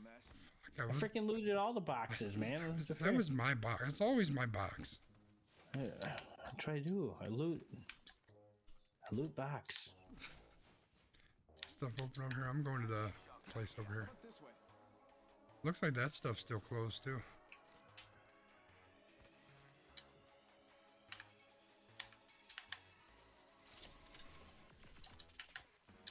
Did you need this for your longbow?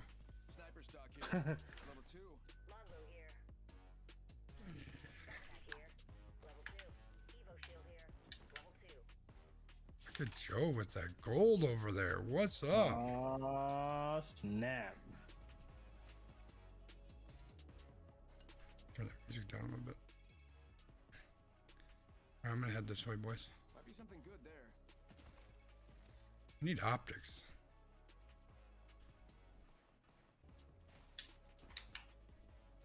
Oh, God.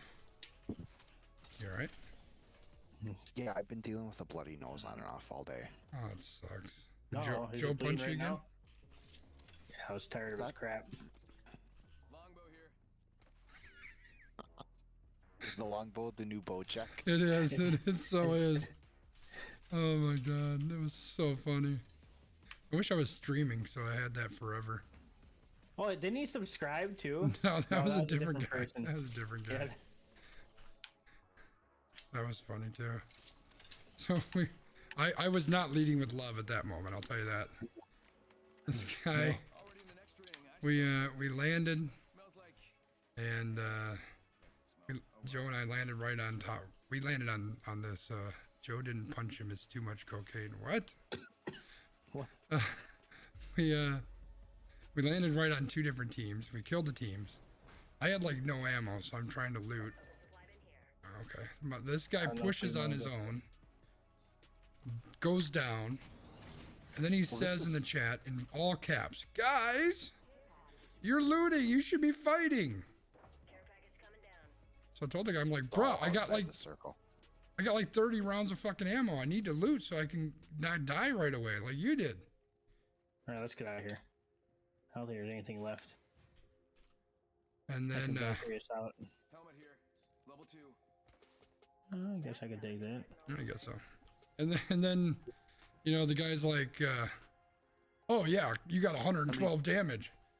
And you know, I might have been a little bit of an asshole. Said I did 112 damage to your mom last night.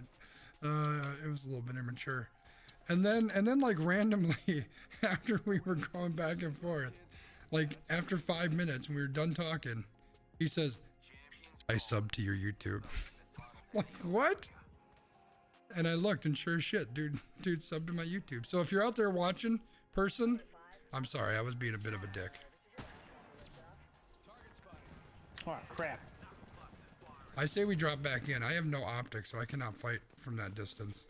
Well, I'm about to get clapped. God damn it. You got bamboozled. Look at. Just relax. I got everything under control. Joe, are they pushing us? They are. They're I right think there so. to the left. God damn it.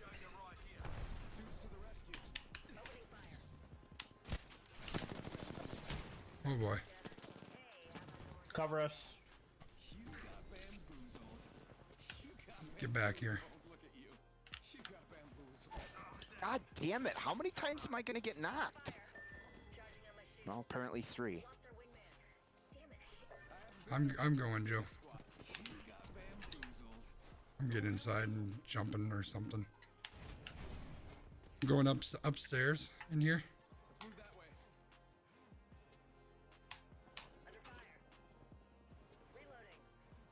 Recharging shield. You got Uh, I couldn't get in. myself up.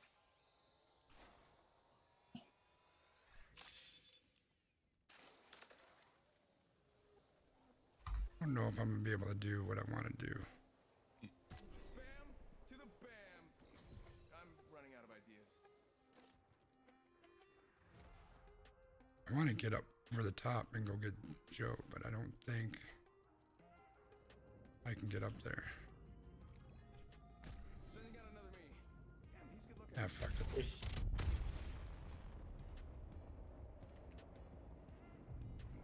That's one way. Let's see if they're dumb enough that they chase me into there. I'm probably gonna die, everybody. Just know that. The decoy. Up there, right there. They're behind the box in front of you. Do you have any heals? Yeah.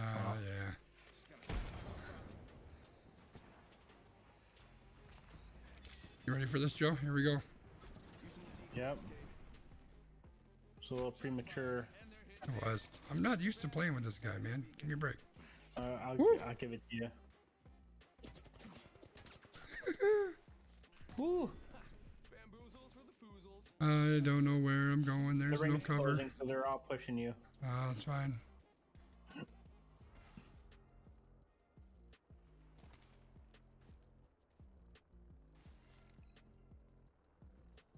Yeah, don't go on this. Don't go on this as well. Maybe you can get on the zip and get someone in the ring. Yeah, it's a level 1 ring, Joe. Fine. Isn't there a video that talks about that? There- I think there's a did, couple. did we win that game? Did we? Wait, that one?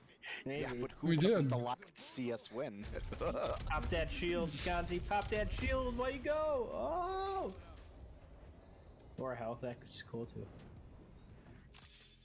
Recharging shields. This guy's gonna have to rat. It'll always be in my databanks as one of my favorite Apex games of all time.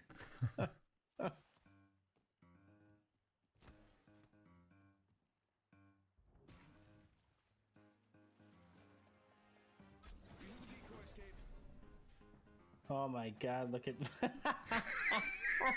what a decoy! I hope nobody shoots it. Come on, that's a baller move, boys. You got to admit. Hey, you got us. That's all I care about. I appreciate the effort.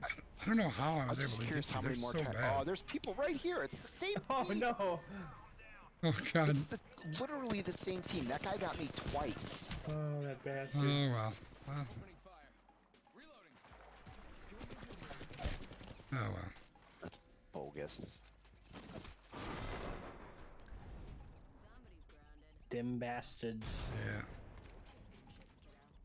I mean, they still lose as far as I'm concerned. The fact that I managed to get Joe's box. How fucking stupid are they? That's not living with love. That's fuck them. Losers. It didn't take long for Sconzi's lead with love to go off. 3 minutes. 3 minutes in the Apex. First game and he's already F-bombing and This game, man. This game's not good for my health. we should play some more Raft sometime. We should. Raft was fun. And Joe can't play, so it's even better. That's right. That's my favorite kind of We game. could probably get somebody cool like Emily. Maybe, yeah. Or maybe Historical Gamer would like to play Raft. He might. I'd gift it to him. Wickham has You guys, Raft, I you think. guys could dual. You guys could dual stream it.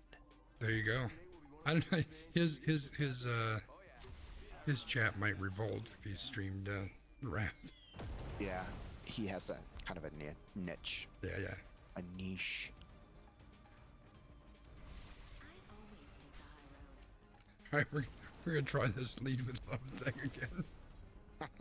You're gonna reboot. Yeah. Yeah. Maybe another night. I'm pretty tired. Do you have Raft, gamer? I suspect you probably don't, but maybe you do. Oh, sorry. Looky here. I've mastered the jump. Dude, you guys see how cold it's gonna be for the Packer game this weekend? No, but when it's cold, it's usually good for us. It's true.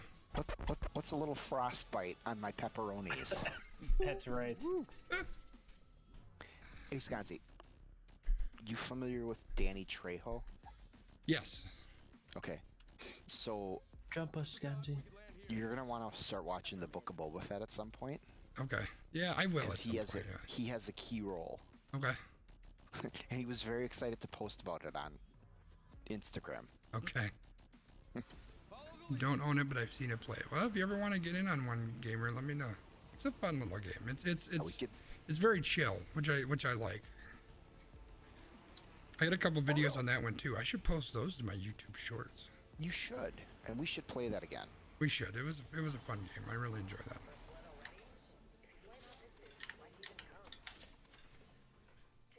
Bojack here. I'll be right there. There's some arrows right there. Oh, nice. Wasn't that the 12 wild card game where Kaepernick went off, one of the coldest on record? I don't know.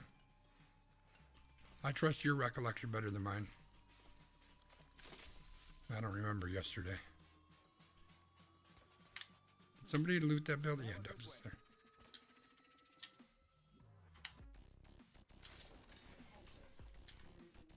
Oh, I'm gonna do it, boys. I'm gonna apologize ahead of time. God, what have you done? You know, it just feels like it's a wingman kind of game. Oh, God help us. Yeah, it's gonna happen. I need to get rid of this L-Star though. I need a decent second weapon. Evo shield here, level 2. I'm collecting energy, so if you see a Volt or one of those other fun ones. I'm running double energy right now, so. You bastard. Yeah. All right. But here. You can have this Volt. Yeah, I could use that. If you see a flat line, let me know. Rampage here. Zeno here. I did a lot of work with that Rampage a couple days ago. It's pretty legit. And the rest of dust in waiting. I need a hopper.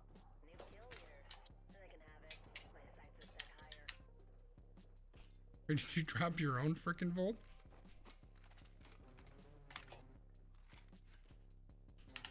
What?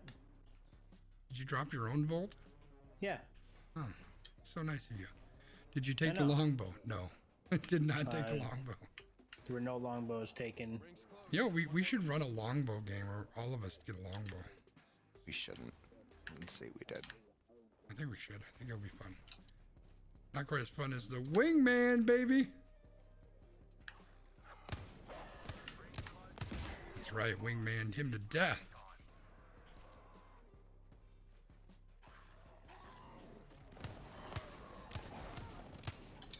Wingman saved your life, Joe. Oh shit. Someone's got to take out the new kill leader. They're too cocky.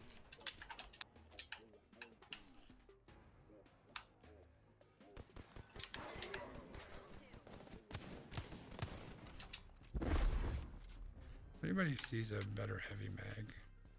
Tick-tock, 10 seconds. At least the ring is close. You want to hit this guy? Use this gravity cannon. Who, Joe? Yeah. Oh, wait. Nah. Sending out another Tammy's good looking. I need heavy ammo. Ring's moving.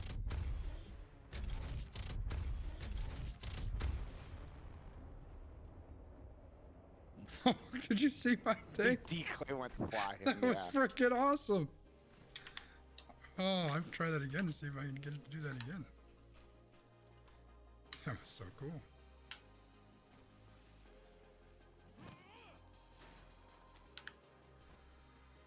Helmet here. Level 2.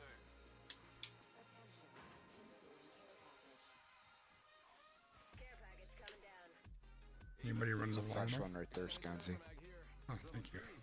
I was just about to heal myself too.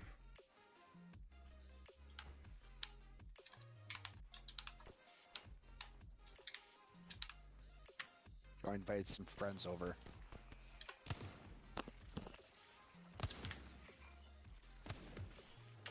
All the friends. Joe's having a party.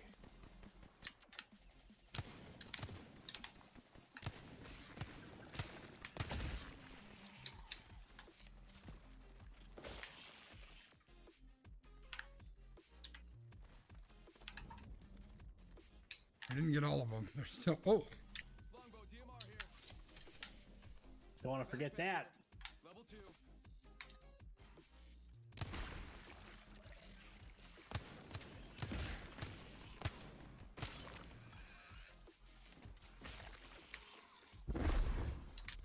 way to go, boys. Kill the spiders.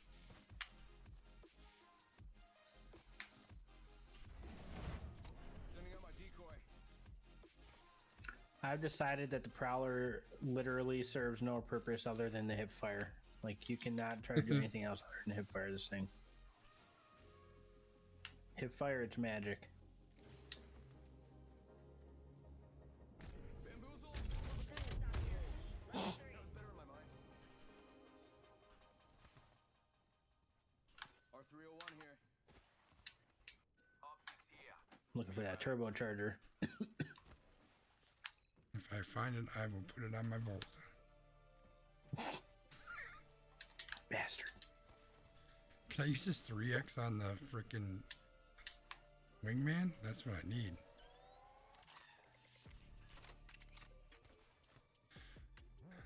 What do we think? We want to drop down? Yeah.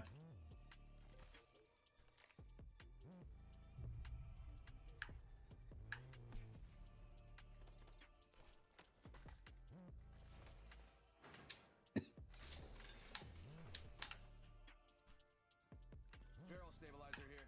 Level 2.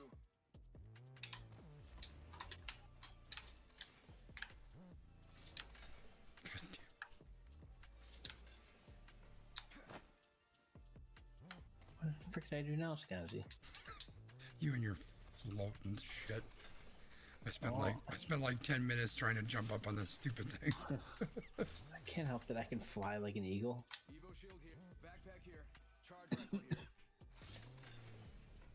I mean, it's no longbow, but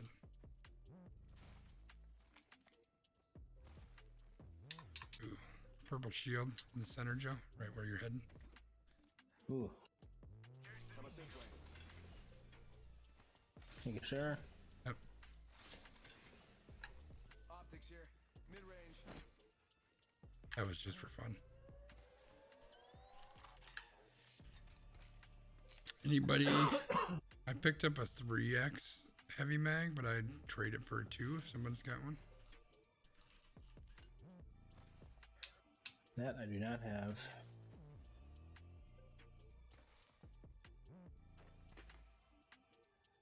Light ammo here. There's a battery up there. I'm still looking for that turbocharger though.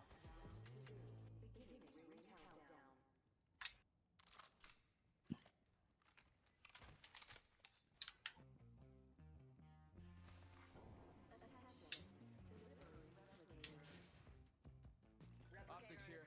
Mid-range. Didn't you say you're looking for a 3x, Scotty? I'm confused. Well, if I could put it on my wingman, yeah.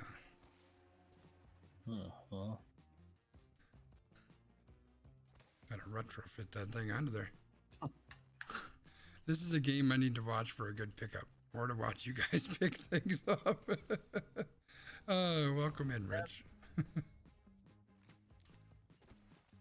You just missed a win. Kind of. Yeah, you missed a ridiculous dub we got, yeah. It's ridiculous, all right. We were leading with love, though. I haven't been rude in this game once. We also haven't gotten into a fight yet, Well, you know, or gotten wiped. doesn't mean anything.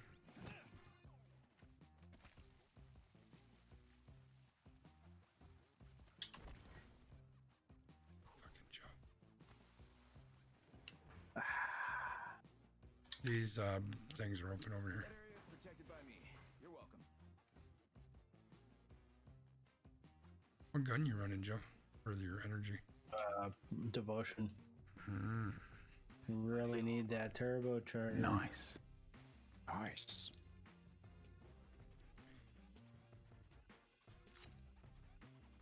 I need a rich sound. I mean, he's always cracking jokes. We could just use the laugh track. Pop up here. Turbocharger. Oh! Oh dang!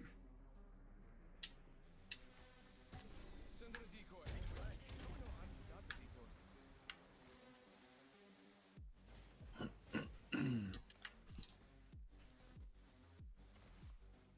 Rich, how you doing today, man? I need a standard stock.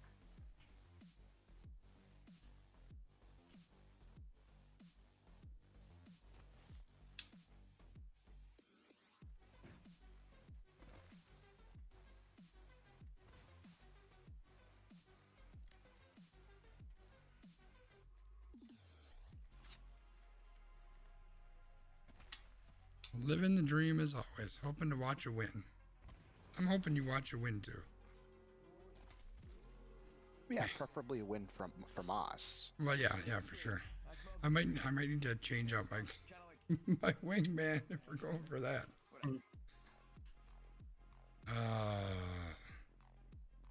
Should I swap it out, boys? What do you think? It's up to you, man. I mean, I'd play with a gun you can actually shoot with, but I can shoot with if you wanna this. play with the wingman, you go for it. You do you. I mean, hey, if you shoot with it, then you shoot with it. I can't shoot with that thing for crap, so. I think I'm hearing If I stuff said I was back playing here. a game with a wingman, it'd be bad news.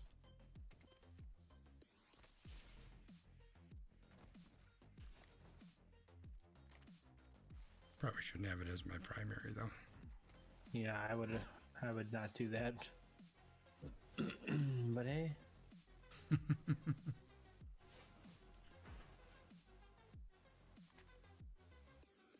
need a barrel mod. Death box here.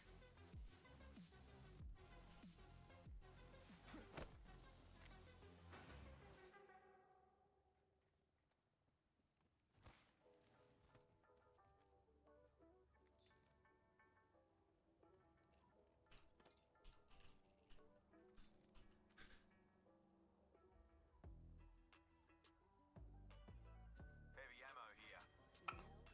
want me to Valkyrie us out of here? I'm not necessarily opposed to that. We don't have that far to go. The Valkyrie thing draws a lot of attention. Replicator on its way down. But we should probably start moving. So I can wingman some fools.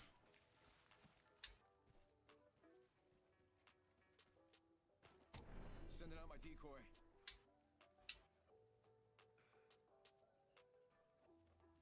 I hear shooting way in the distance. Somewhere over that way. It's my favorite kind of shooting. Standard stock here. Level 2. Rootin' tootin' shooting. I need a hop up. Boosted loader. And a birthday Oh, loader. Reckon I can make use of that.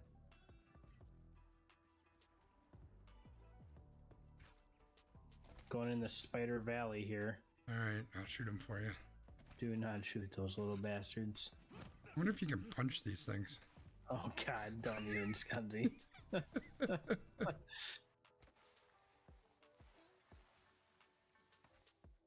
cruise over here. I'm good, thanks. Oh, there's people here. Faking them out with a Bogey's decoy. here, and I'm looking straight up their tailpipe.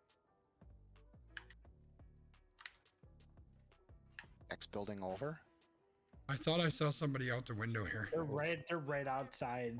They're shooting at me. He's on the roof of the next building.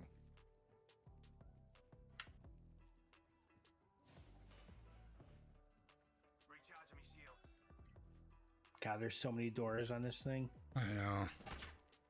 They're straight across. Mhm. Open, Joe, and then close. Oh, it's opening. Here comes the old knuckle being shot at. Recharging me shields. Stock 3. I got radar lock. Lucky us. We're already inside this next ring. Arc star out. Think this place needs a little more. Hey, you got bamboozled. You got bamboozled. Am I going along? Just gotta patch myself up. Hang on. There's a drop literally outside too. Where do they zip to? I have a feeling they're gonna come from down below. Bamboozles for the foolsels. Yeah, keep one down there. I haven't the vaguest idea where they zip to. Oh, right there. Spotted an enemy. Do we want to push into this building? Alternator. But fuck it, I'm gonna take it. And Alternator. push into this building? Cruise over here. Yeah, let's do it. If anybody sees shield batteries they don't need, just let me know.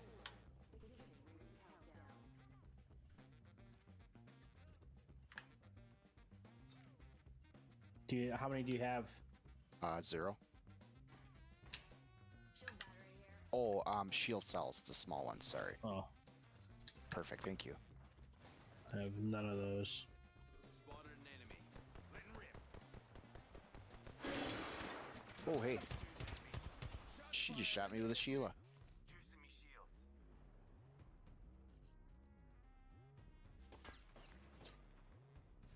Bam goes the boozle.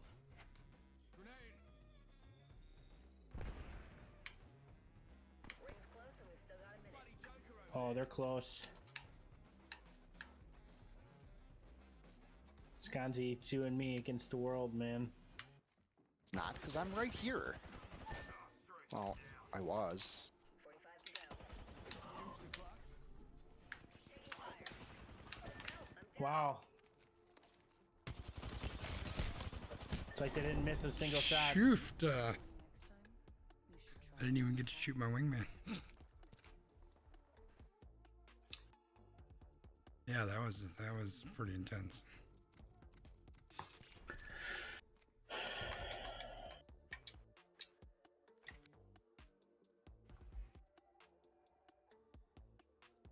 Sorry, Rich. Maybe the next one. Oh shit. Joe's getting down. The old tick to the tack. Kick to the tack. Which reminds me, Gamer was asking what that song was from. It was a TikTok. I'll see if I can find it for you.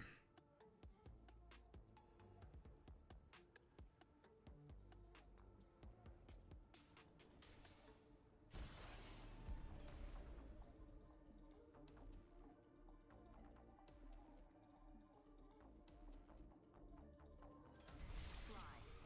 Fight. Win. Can we end a few careers today? I dare say we might. I didn't save it, so I need to find it. Does Apex have dances that the players can do? I hear that's the cool thing these days. You kind of can, actually. Kind of.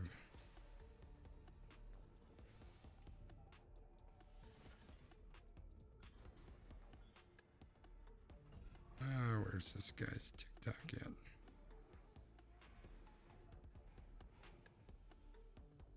There he is. All right, I found him. I'll find the video for you, Gamer. I don't know if you're still out there or not. Let's make a varsity play for the deck. You got this. Just look in front of you, behind you, above you, all at once. You'll be fine.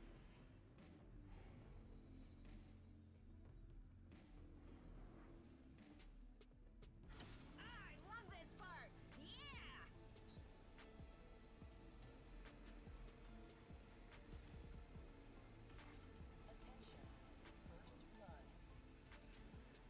All right, I found it. I'll send it in the chat here in a minute.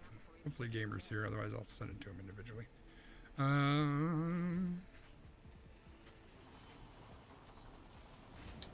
Going left.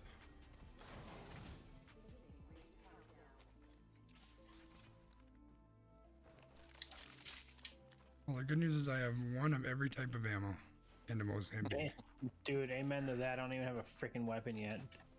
Oh, here we go. No, I'm good. Flight line here. Phoenix kid here. Evo shield here. Level 2. New kill leader, but they haven't won yet. All right, I'm dropping that and that and that. Heavy light ammo here.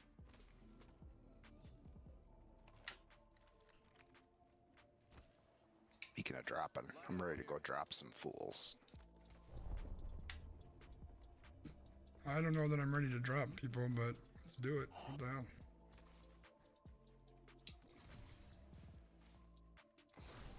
Bam to the woozle. Sending out a decoy. Box 3, missile off the rails.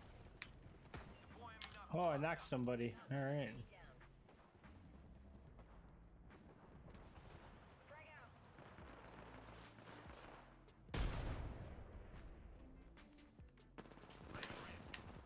Throw my grenade out.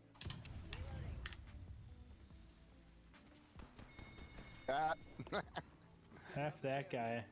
Well, he killed the champion, so there's that. Nice. Sucks to be him. All that work for nothing, because he wiped that whole squad. Evo shield here. Level 2. I wonder if there's another squad here. I would don't think so. I wager, think it was but just that guy. you're the only one left.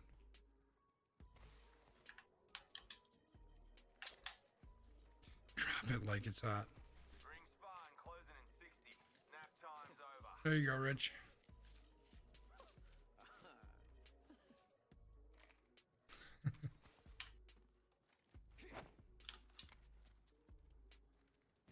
Rings just a little further. 45 on the clock.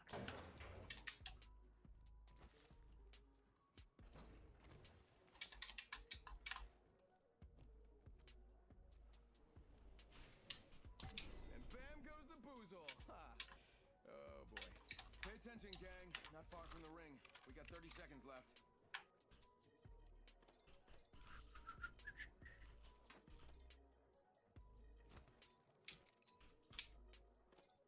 Very confused as to what happened here. Did we just get like a really good third party and the other squad was? I think he was either his teammates died or he was a solo, because there are 3 death boxes and then him. So either he wiped the whole squad by himself, or they wiped his teammates and then we killed him. So yes, to answer your question, it was a really good third party. Well, good job, boys. We third partied the hell out of him. And he was the champion, which tells me that he wiped that whole squad by himself. Yeah, Poor could be. schmuck. Yeah. All that work only to get wasted by me.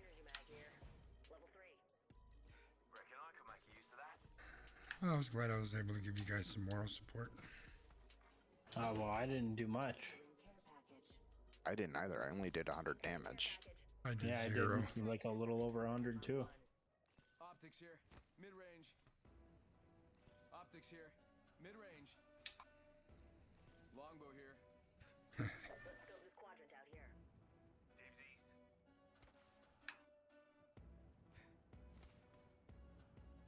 Why do you waste time picking things up when you could be dancing? That's fair.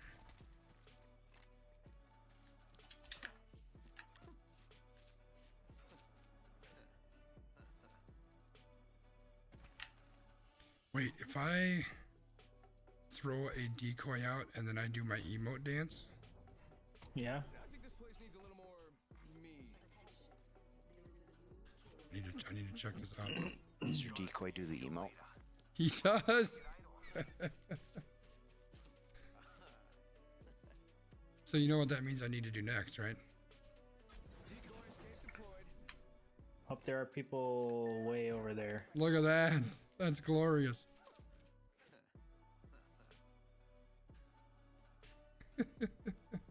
There's somebody, they're in that little town over there. All right.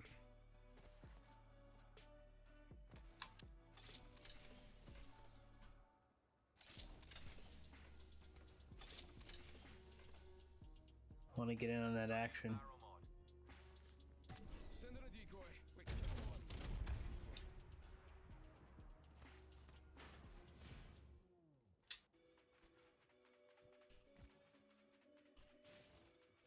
Oh, you're pushing hard over there, Joe. I'm just chilling now. I don't know where they all went.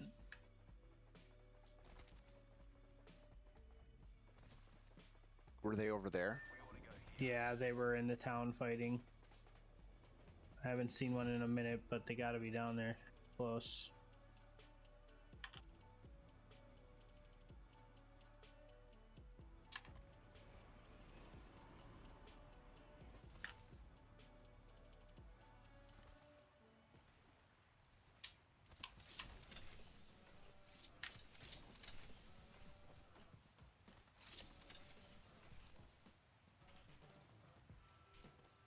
There they are right there.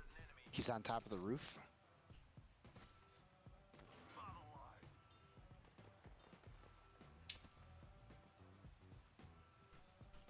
Knuckle cluster out. Launching me knuckle cluster. Only had to loot this box 7 freaking times. He's right there. He's getting hit by my ultimate. I can't reach that far. I don't think that will reach either. Oh, his shield's cracked too. Oh, dang. Oh, They're up on top. I dropped down.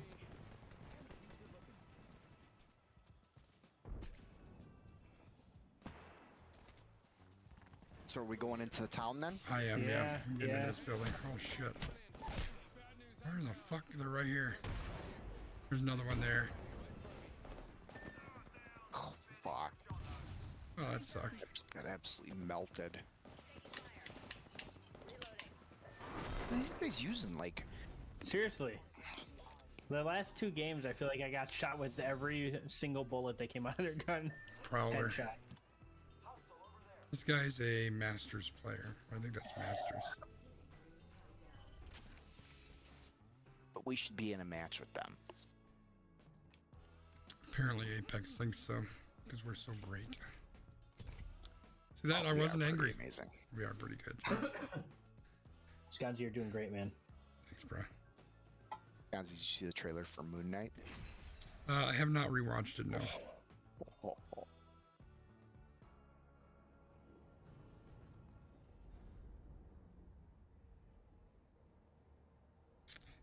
Historical gamer.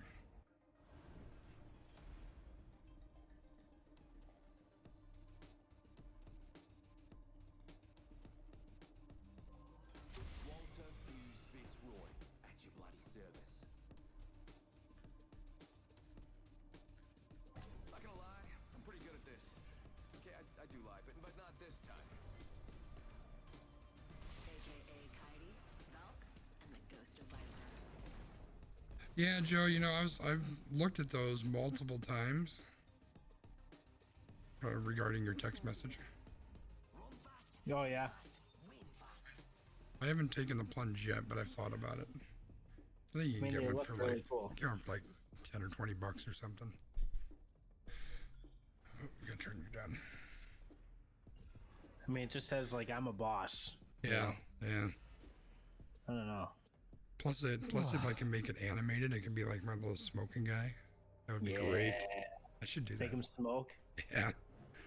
Have you guys considered being so good at the game that nobody could possibly beat you? It's a good strategy.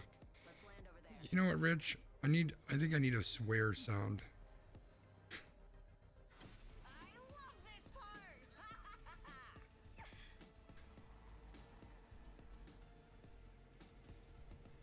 Oh, this is what I can play for Rich.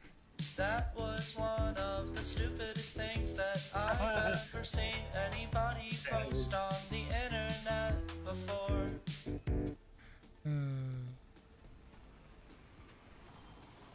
That, by the way, is the TikTok that I just put the link to in the chat.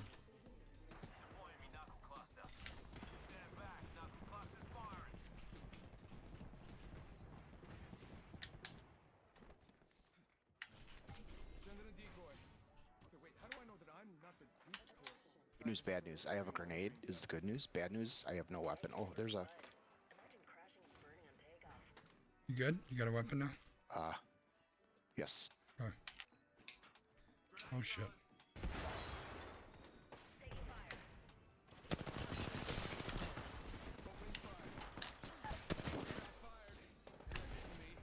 Slash one. Recharging shields.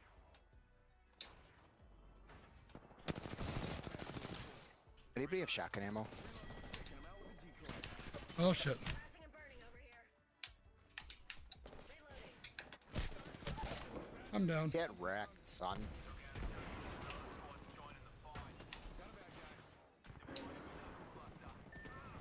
Oh, There's I somebody got else knocked. up here. Joe, behind you. Target's right in front of me. Behind where you were at least.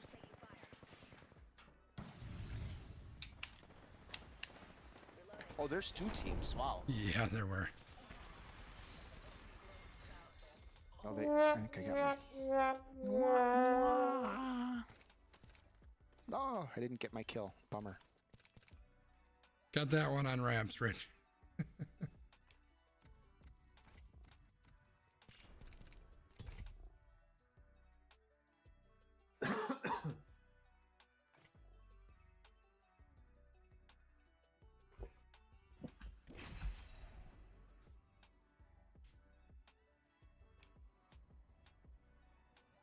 Maybe I need the quote from National Lampoon's Christmas Vacation, where he talks about his boss.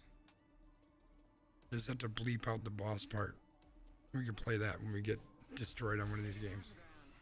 I am the sky. No, not good. Okay. No, not acceptable. I wasn't talking to you, Joe. Well, you know what? You ask stupid questions, you get stupid responses, Sconzy. This is Or this is- answers. This is however where the saying this is where goes. I need that swear one. Oh, you kiss your mother with that mouth? Introducing your champion.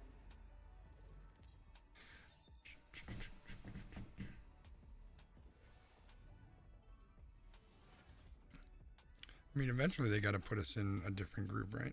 Instead of giving us all these matches. It's because we keep winning those day games, man. That must be what it is. Putting us against these pros and shit. I'm calling the ball. Let's land over there. I'm good, thanks.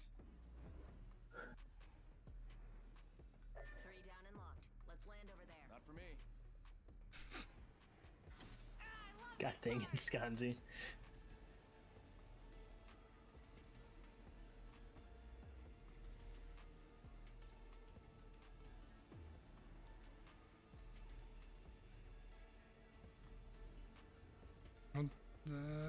There's maybe 1 or 2 teams back there.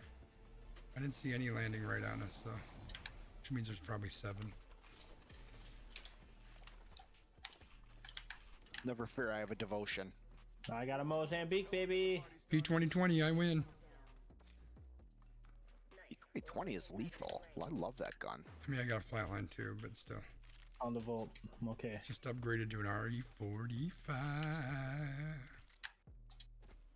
I got some grenades, so we're all set. R99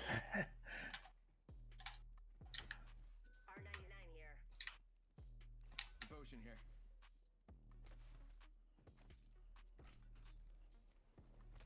Oh, there's peeps over there.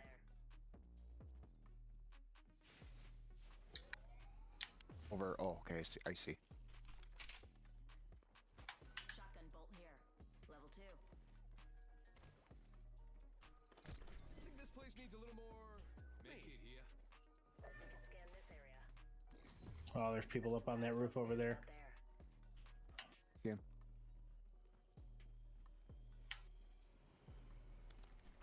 You Jumping on. fuck. I'm sorry, I had to. I saw it when it. Oh! Oh, right here. crap. Opening fire. Sending out my decoy. They're gonna come around to the back, Sconzy. Charging shield. Here comes the old knuckle cluster. I kind of want to go upstairs. Whoa, we got another squad here. Joker over there. He's running. He didn't want anything to do with Sconzy. Can you blame him? No. Serving him a knuckle sandwich. Joker's shooting at me. Somebody just fucking bow checked me. Oh, no. Do I still have an arrow stuck in God, me? they're just sitting there watching us, dude. Every door we open, it's just constant here? fire. Are they right outside the door? Bam to the woozle. Sending out a decoy. Oh, They're pushing up. Here comes the old knuckle cluster. That didn't work out quite like I expected. Oh. someone Oh, just yeah, launched off of our building. You got bamboozled. Look at you. Oh, I'm getting shot from behind. We're coming up, we're coming up. God damn it, right here. Even the decoy escaped.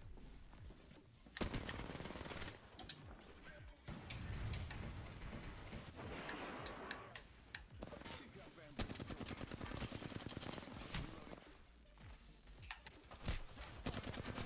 Oh, fuck. Punched me like a bitch. Get her, Joe. She went down. She's coming back. She's coming back. She's coming back right now. Oh, freaking A. Joe. Come on, Joe. Hey, look at that, boys. Look at that. Who I didn't cares? see it. 369. Still blinded Magic by my number. stolen purple shield. Hey, it wasn't me either. First time for everything. Does that hurt even more, Scanty? If it was me, it would have been like, frick, but it's Joe. At least I get to watch a lot of games tonight. Oh, Rich. You're seeing variety tonight, Rich. That's right. Want to make sure you get your money's worth. It's like 100 Ways to Die, It's like that TV show or whatever.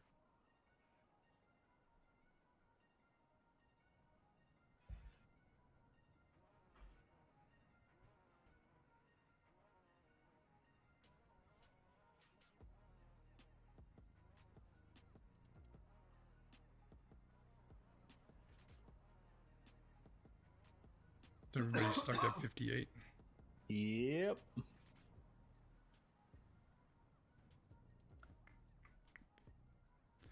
Remember those Faces of Death videos from back in the day? I do. I watched those. I don't know what the fuck is wrong with me.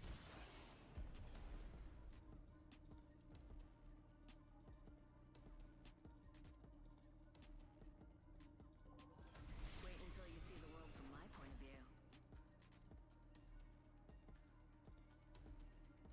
Science is unapologetic, as am I. Walter Hughes Fitzroy, at your bloody service.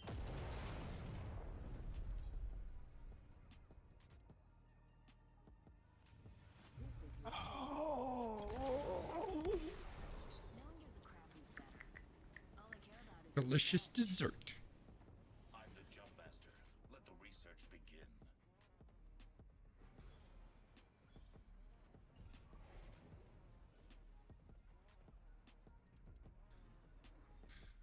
Do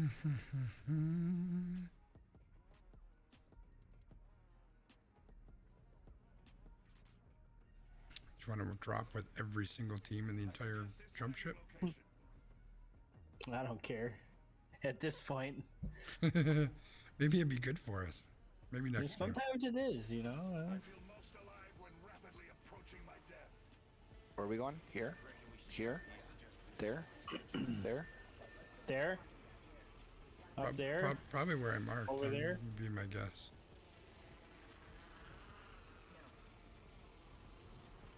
There's a couple teams.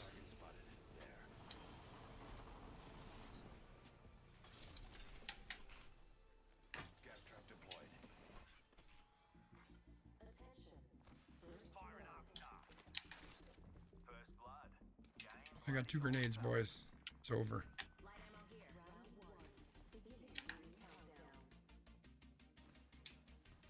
There's people outside this door, Scanji. I hear them running. Which door? I don't know, somewhere outside here. Extended light mag here. Level 2. I just hear Where's people my running building? around their building. Coming, Z-dubs. Same. Oh, I'm good. I mean, she ran away once I knuckle clustered her ass. Where's the bullet holes? Was it actually her ass that you knuckle clustered, or? Oh, it's an expression. Oh, So, okay. do we want They're to... pushing. Reckon we should go here. Someone out here too.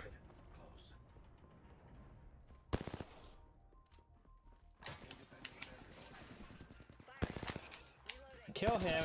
He's dead. Being shot at.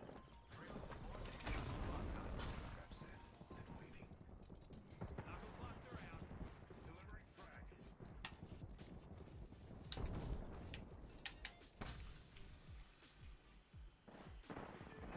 They're downstairs, both of them. They're bad.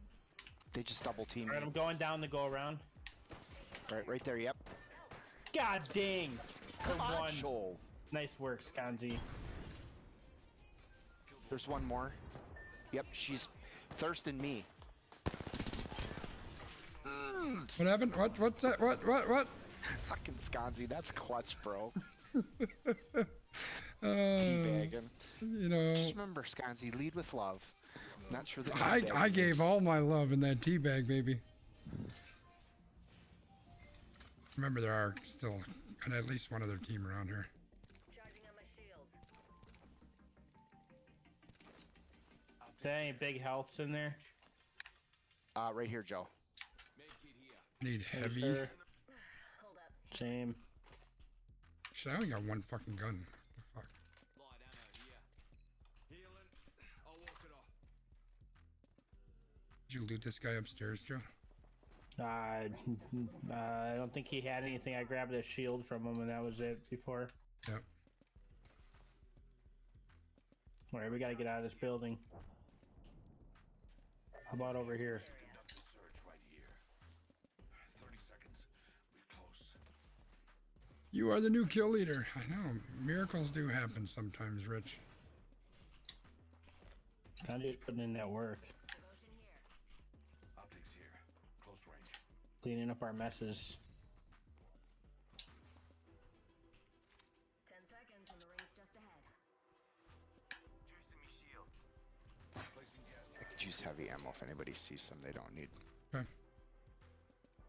If you can find me a bunch of light, I can swap mine out for it. Level 3.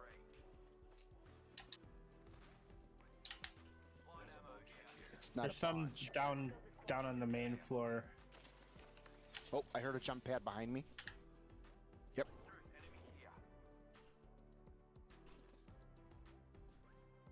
I'm looking for him. Don't go back for that ammo, because it's Yep, they're there. I think they went into this building. Care package being delivered. There's a clueless bogey out there. Opening fire. Clock 3, firing missiles. Beware. I've added a variable. Adding another gas trap. Stand back, knuckle clusters. Yep, firing. nice. Deploying me. Very nice. Nice. Does your back hurt from carrying these guys? It is a little bit sore. I kind of want to just go in there and destroy them. I think we should. Let's freaking go. Oh, he just ran out over here. Unless it was a decoy. Got us a new kill leader. Wouldn't mind saying g'day to him. we pushing them or what? Yes. I almost sent a decoy on Oh, accident. they went over here. Oops. They went over that other building. At least one of them did. Yeah, there's nobody in here. There's a decoy. Probably somebody over there. Light ammo here.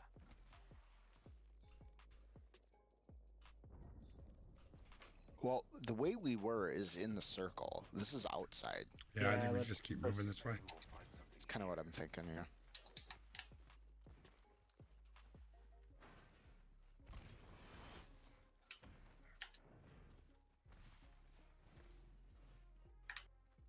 Optics here. Close range. Wisconsin, there's a bunch of light right there. Yeah, I'm gonna go ahead and swap out and you can have my heavy.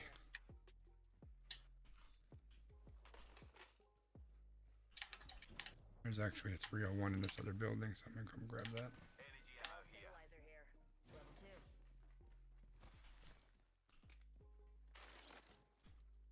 I don't remember where the 301 was.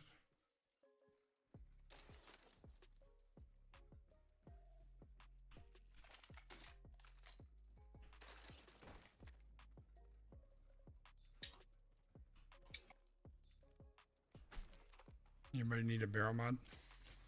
No. Level two. Yeah, I wouldn't say no to one. Okay, I got one. I I'm just trying right marked now. one a minute ago. It's probably the one I picked up. There you go, Dubs. Base of the stairs. Thank I you, hear sir. somebody.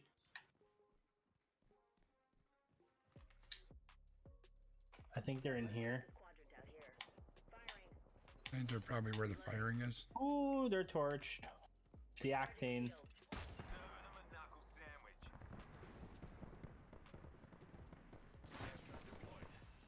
They're in here.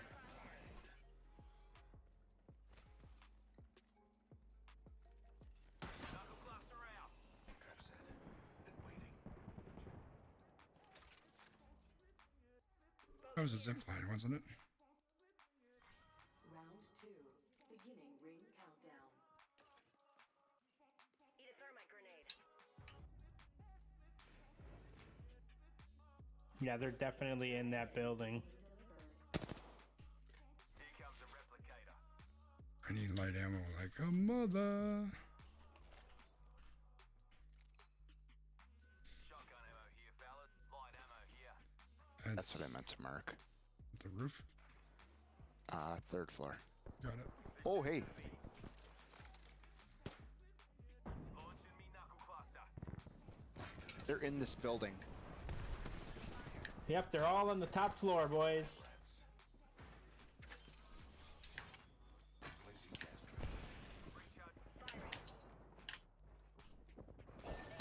Yep, he's right here.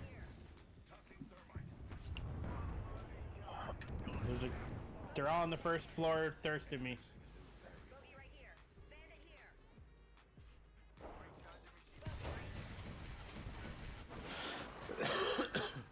Whatever. Like, he just absolutely fucking melted me. They're all down on that 1st floor, Skanji. Yep.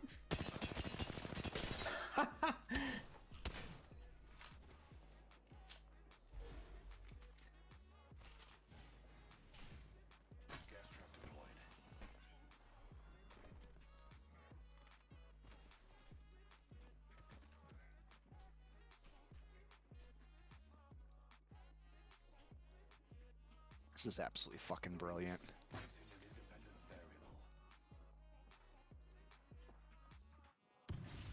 Missed.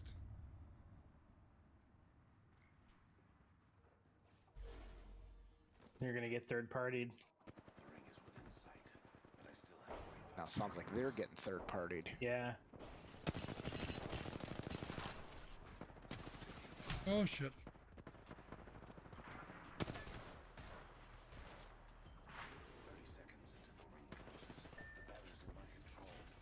Oh my god. And the jump pad to boot. Oh no! Oh no! Get in! This one's gonna hurt a little bit. Do you have anywhere to heal up? 10 seconds. I mustn't wait any longer. There you go. Pop that big shield if you got. Oh, you gotta run, dude. You gotta run because you got. Run. Get out of that seconds, building. too. Oh, I see you. Oh, I missed. Oh no! Scotty! Oh man, that was Boss smooth. moves. Boss moves.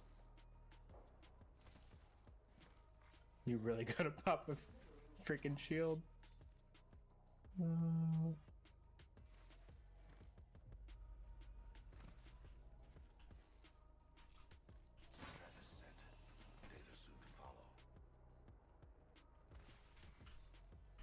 All right, there you go.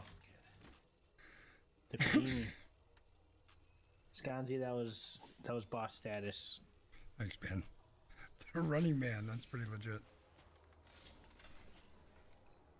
But that ring be coming now, so That's all right. don't do it, Skanji. Oh my god, there he goes. He's a maniac.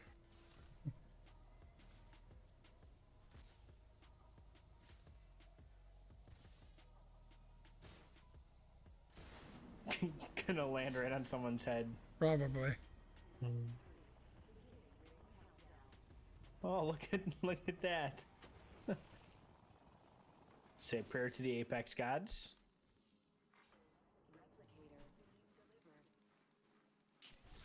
Oh, they have blessed us on this day. There's a lot Yeah, of... well, that's if we don't get. Yeah. Annihilated on our way down. So that's the direction of the city. Yep, over there. I have a subject in view. Far off. And I'm back in the game. Back in it. Me mum didn't raise Can't keep a hard block down. Healing my wounds. Oh, that was fun. That was crazy, Skanji. Check here. Administer medical aid. Is that a Valkyrie? Longbow. Somewhere, yeah.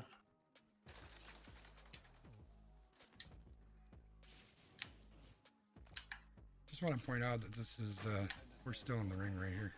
Saying. Energy ammo here. All right, I need light ammo if you see any. Same. Bolt SMG here. I could use heavy. I hear somebody. Probably. Heavy ammo here. We can cruise over here. Oh, he's right there. Rally on bandit out there. Fox 3, dumping the pod. We're at. In that building. There's two There's of them. someone on top too.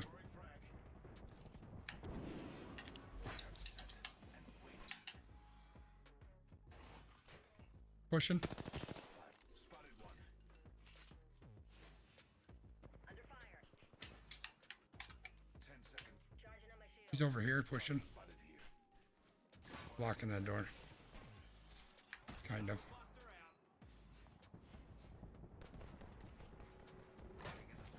Missed. Oh, that guy sucks to be him. I knocked one on the roof. They're right here. Right around the corner. I can hear them. Okay. Still see everything. They're getting third partied. Another squad's joining the fight. Yeah, there's someone on the Is roof. that ours? Killed one. We put down the last of that squad. Juicing me shields. 3 squads left. We're not in the circle. We gotta get into the circle. Yeah. Oh yeah, it's hitting right now too. Oh shit.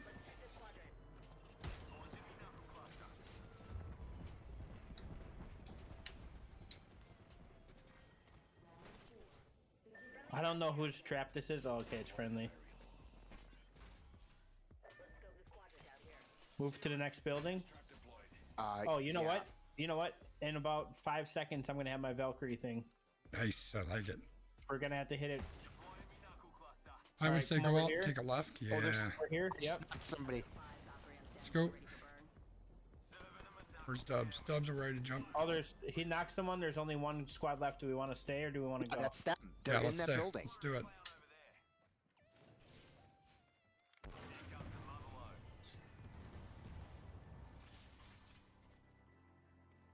Are we pushing straight in? I am.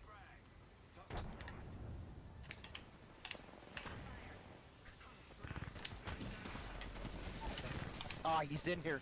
He's in bad shape. It's a fuse. He's right here. They thirsted me outside the building. Both of them are outside. They're coming in right now. Damn. Oh, nice try. Dang. We were close. Dang.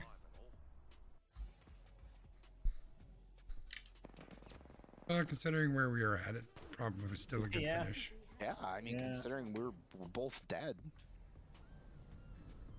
Rotisserie chicken. Dynamic pepper. That was a good match. I'm not gonna complain. Yeah, it was bad.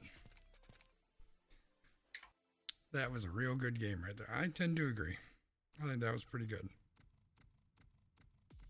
On balance, off balance, doesn't matter. I'm better than you are, yeah. Doesn't matter. I'm better than you. Yeah. All right, boys. It's that time of night again. Yep. That's right. Night night time. Have a good one, guys. Talk to you later. Night, Joe. Take it easy. All right, bye.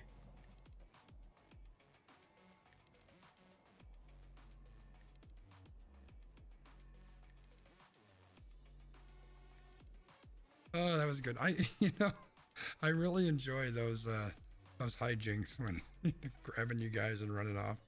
Did that one last night too? Shit's fun.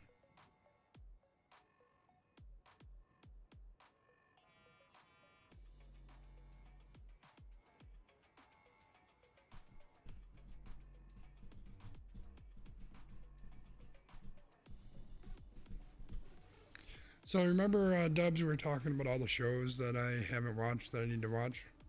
Yes. I started Lost in Space last night. God, I love that show. And they did the whole recap of season 2. I'm sure I watched it, but I don't remember none of that. None of it. Pretty sure I watched it though. But that's typical. I have to figure out what I'm gonna start tonight. I finished Narcos yesterday. Did you? Just watch Lost in Space, man. I never really got into it. I started the first season, but it just wasn't wasn't for me.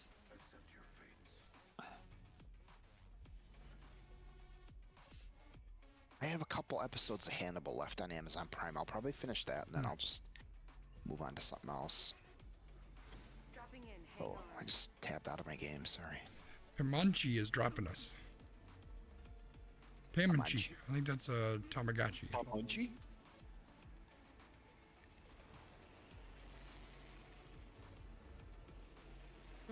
Grab these guys quick.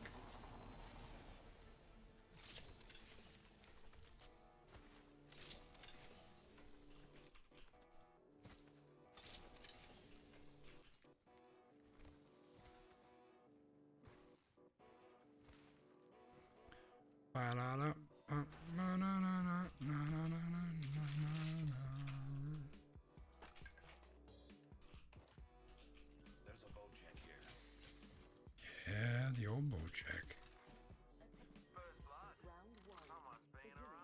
Someone's being a rascal. I love it. Ooh, I think I'm gonna hold off on you. Might regret it.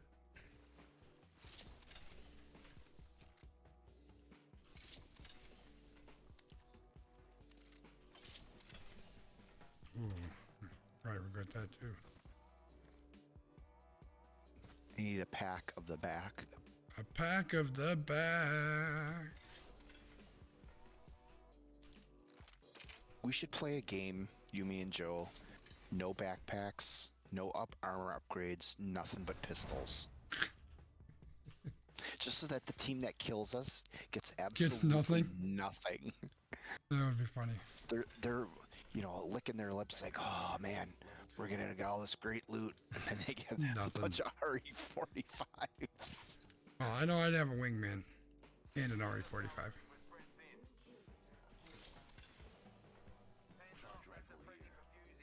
RE45 hits. I love that It's gun. not bad. Yeah, it's not bad at all. Light ammo here. Longbow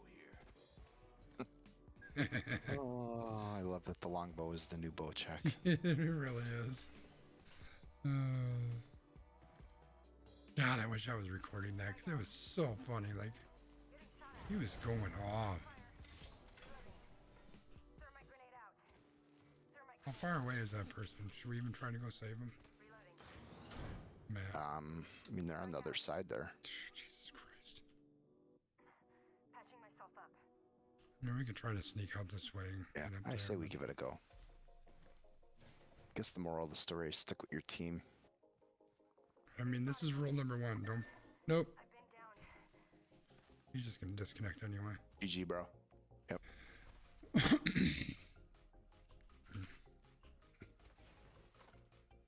ring's close. 45 seconds. The pressure. Evo shield here. Level 2. Thank you. It's the fun with the randos. You see a 301. You can let your brother know.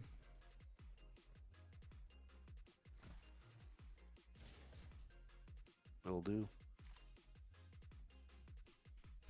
Oh, we're going the opposite way of the circle, by the way. Okay. Of course you need a wingman in a game where all you do is pick up.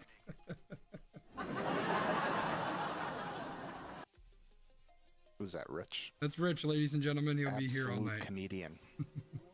He'll be here all night. Try the veal. Dying outside the ring would be. That's something I'm wondering if I can get away with. The very first time I have a, we have what's basically it's management meetings. Yeah. We've done them all virtually lately or by telephone. Mm-hmm. I'm wondering if I could get away with the very first one wearing like the vintage 70s, like leisure suit, with a tie and everything. So it's technically a suit. but it's ridiculous. You should totally do it. Oh, Oh, I have to wait till I'm off my probationary period first. With my luck, be like, yeah, that's all we needed to see.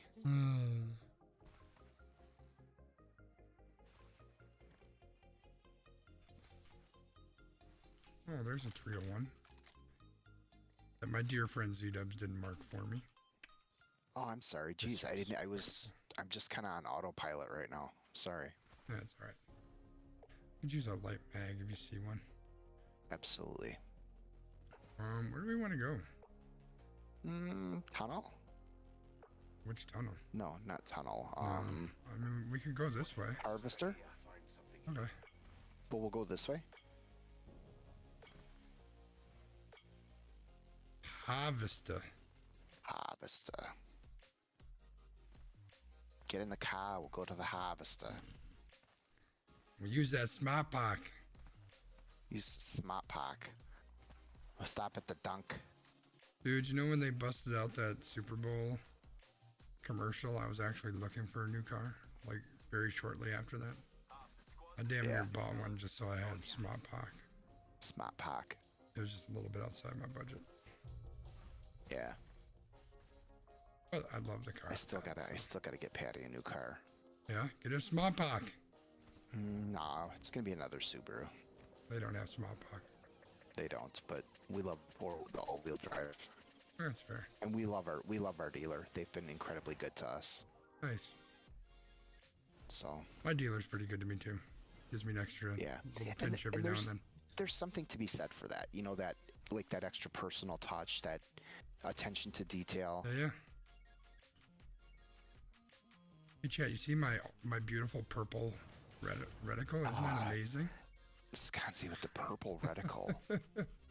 Oh, I don't play it's around gorgeous. It's absolutely phenomenal, Sconzy. All right, where do we want to go from here? Let's just wait. Ring's closing anyway.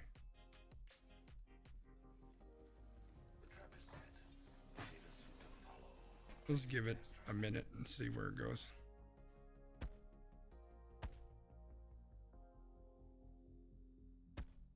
Did you hear that?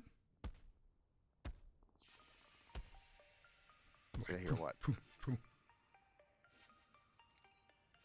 That's No. not doing it. Yeah, it started doing that, I don't know, maybe a week or so ago. Kind of weird. This is a riveting gameplay you guys came for, chat. You know you love it. Love when you change your voice like that. Sometimes you gotta have some fun, you know. Wonder if I can make him a robot. Now I sound like a crazy evil devil robot. There it is again. All right, wow, now we know where we're going.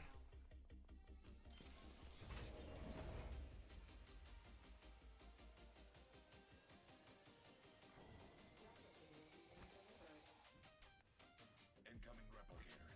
What a marvel of science. Thought I heard footsteps maybe inside. No. Not here.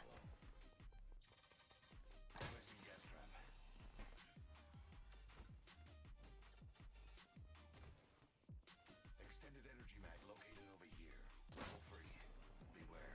I've added a variable. Where are you going? Towards the circle. Sure, that's a good strategy. That's where I was going. I don't know why I'm getting shot. Great. I'm dead. They're pushing me. I'm down.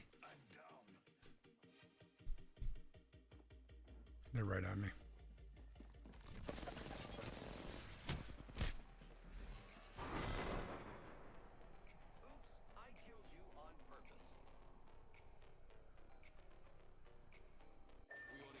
You still there, Dubs? Did you get disconnected? I think I got disconnected.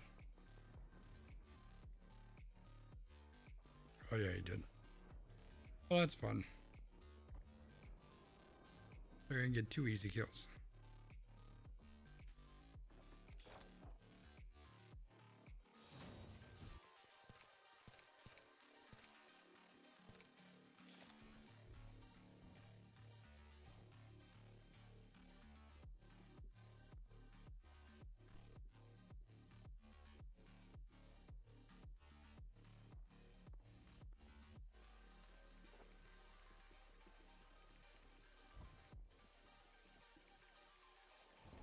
Can't believe he hasn't been killed yet.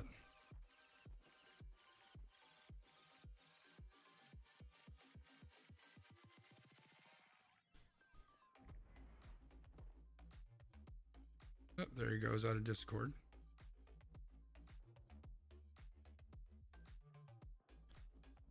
Oh, just got a text message.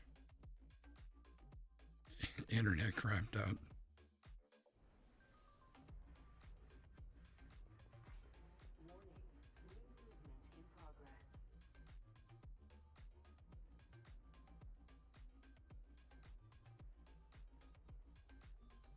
I'm gonna check to see if he's coming back. Otherwise, I think I'm gonna wrap it up because, as I just said, I jumped into Lost in Space and it's very exciting, and I really want to watch some more.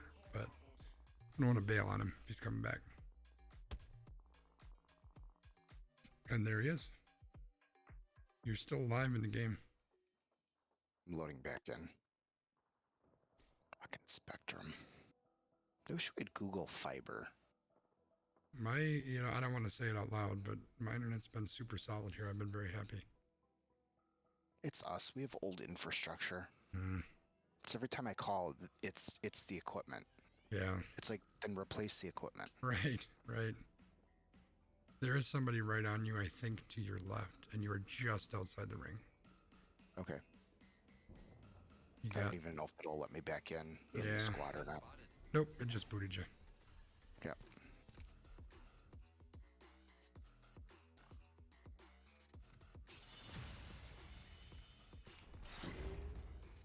Well, the good news is I'm back in the game. All right. Well, there we go. What's his face is online? Ooh. Josh. Is that his name, Josh? Regent? Yeah, I sent him an invite. It looks like I don't know if he's in a game. I probably only have 1, maybe 2 more in me. Yeah, same for me.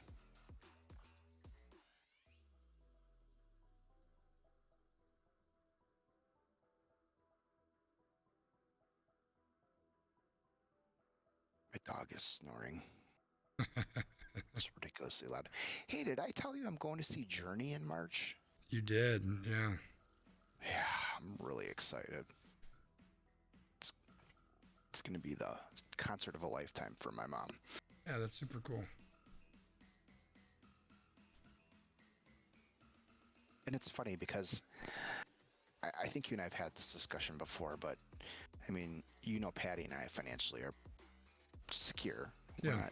We're not living paycheck to paycheck anymore. But it's funny when you don't have money, you think about, I'm gonna do this and I'm gonna do that and I'm gonna save. And while Patty and I have been responsible and saved, it's like money for me is a vehicle by which I facilitate experiences. Sure. It's not about how much can I accumulate and save and put in the bank, because at the end of the day, that shit's not coming with me. Yeah, that's true. So, I'm to the point in my life now where, it's like, if I have the ability, like, to go to a Brewers game or go to a concert or have an experience, I want to be able to say I did it, and especially with my mom, because she has so few of those things in her life because of the life she's had, that being able to say to her, hey, I'll take you to this concert or that concert. Yeah. No, that's super cool. Yeah. I mean, not to get all super deep. No, but like, stuff is just stuff. Who the fuck cares? You know what I mean? It is. I'm not excited about our new patio and the new grill and the patio set because, look at all the cool stuff I have. Right. It's, look at all the cool stuff we're going to be able to do and experience and share. Right. like I can't think of anything cooler than you and B and some other people coming over, having an early evening cookout, sitting on my patio with the patio lights, drinking some bourbon, smoking some cigars. Yeah, that's what it's all about, man. All right, we're going here. Yeah, I figured we'd hot drop. Is it hot? This place is always hot.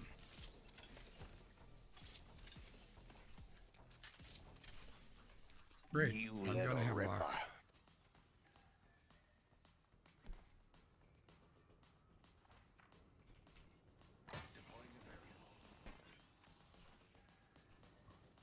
I'm going to this building to the east.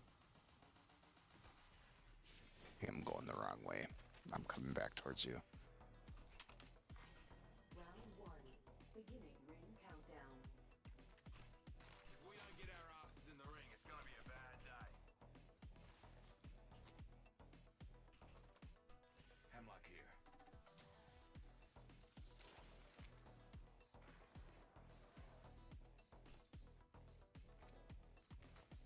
Heavy ammo on the second floor. Yeah, I'm running all energy. I'm gonna switch it up a little bit. Energy ammo here. Shit. Actually, never mind. I needed that. Extended sniper mag here. Level 4. Actually, you know what? I'm gonna drop the energy.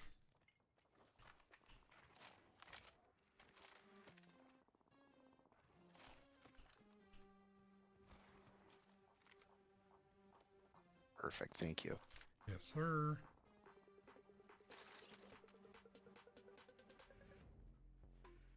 Oh yeah, they're here. Enemy here. Incoming.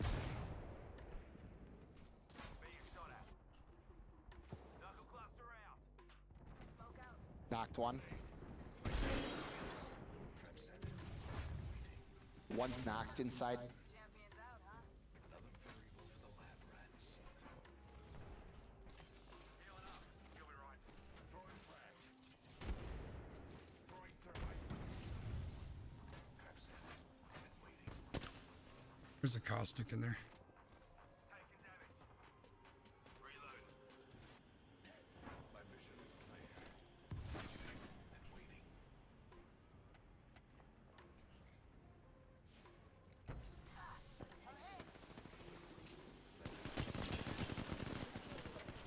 Deploying a variable. Throwing thermite. Being shot at. Oscar Mike. Spotted. Reloading. Spotted. Double timing it. 1 minute. Rings nearby. Firing. Ah, God, this guy up here is lit up. Enemy. Yeah, he's thirsting me on the roof. Yeah, he got me. Rings next door. 45. Took down another. He's looting my box right now. Yeah, I need to try to heal up. Recharging shields.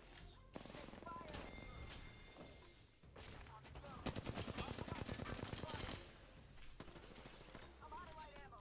Take a deep breath. Pop and smoke.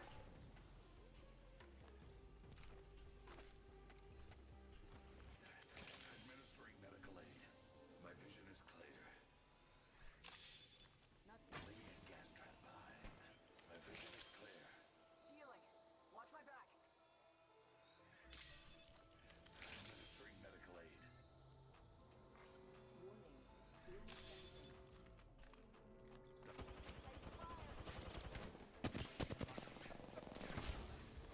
in the chimney. My vision is clear. Reloading. Throwing thermite. Are they camping my box? Because they know. Yeah. I still see everything. Independent variable added. Give my shields a recharge. Taking fire. Heads up. Dropping the pain.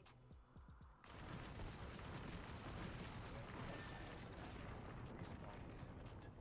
Care package incoming. Get to the LZ. Beware. I've added a variable. Independent variable added. Let's just place here. There's a third party coming.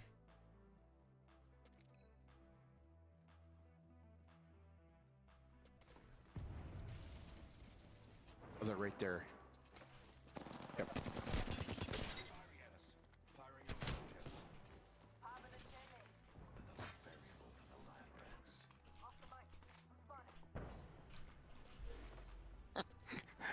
Oh, Oh, dang. they're up there! Damn! That sucked. That was fun though.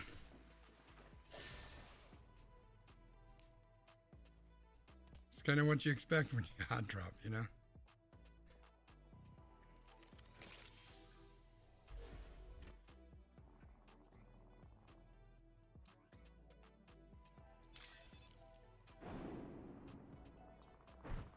Or just gonna leave me to die. I see how it is.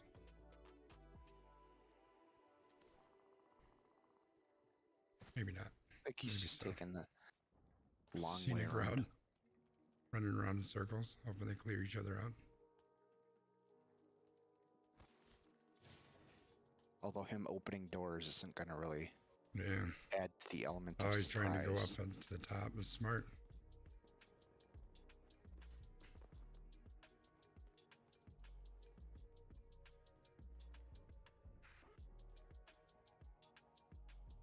Running away from him. My body's right at the base of the stairs on the second floor. The stairs going up. Bro, where are you going?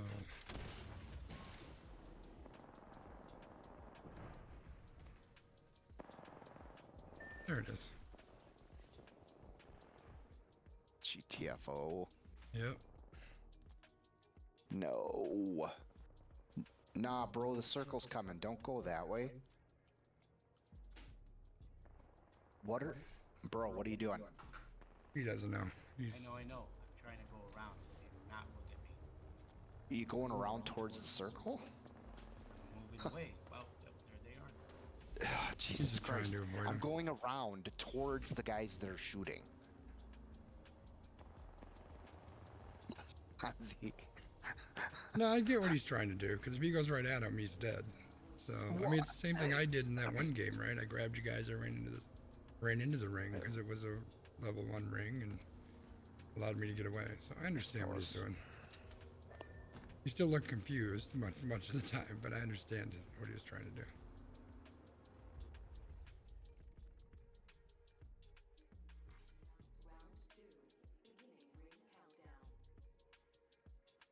Ring's not close.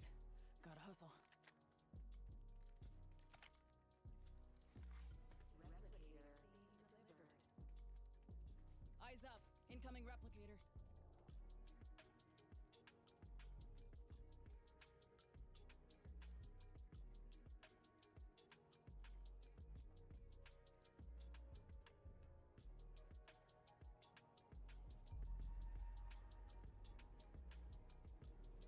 Oh boy. I thought for sure he was jumping into the lava. Jesus, people everywhere. Everywhere.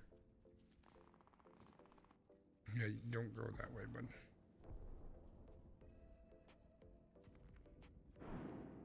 I don't think he knows the map very well.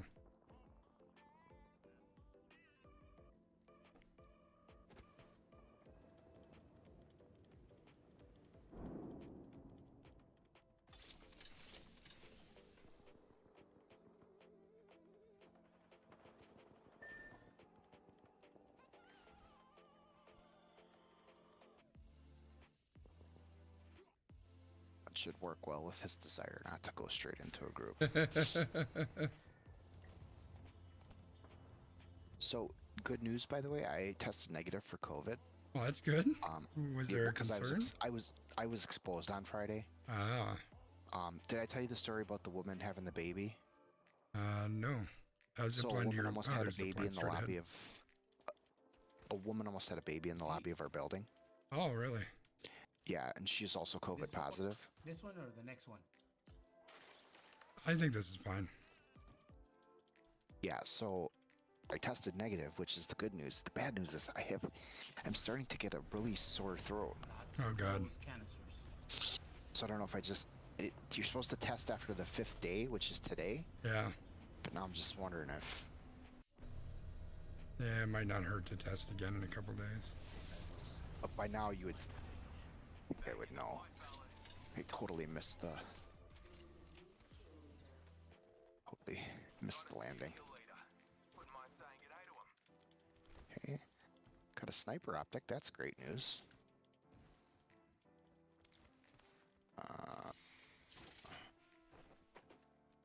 Okay, well, there we go. A little dot.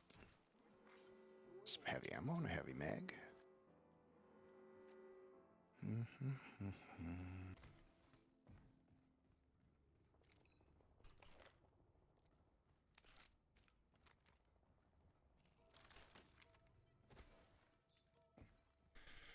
Oh boy. Pretty much have a Mozambique. And the circle's coming, so we have to go. Yep.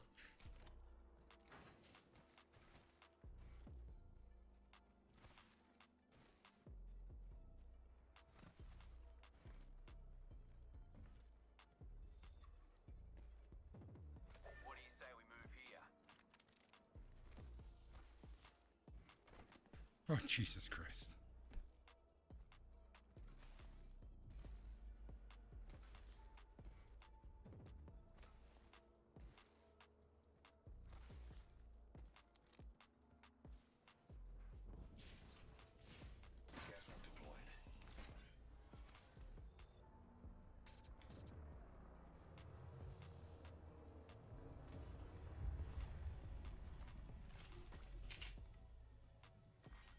Round 3.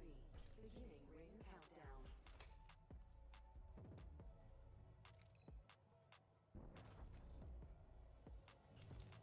Need heavy ammo, fellas. Delivering replicator. Replicator touching down.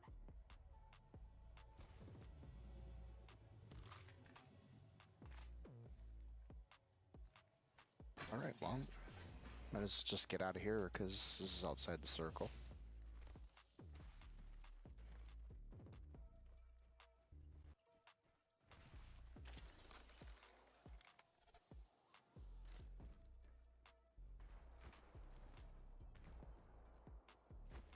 Oh, that sounds awful. There's heavy in the center. Yep. Opens longbow here.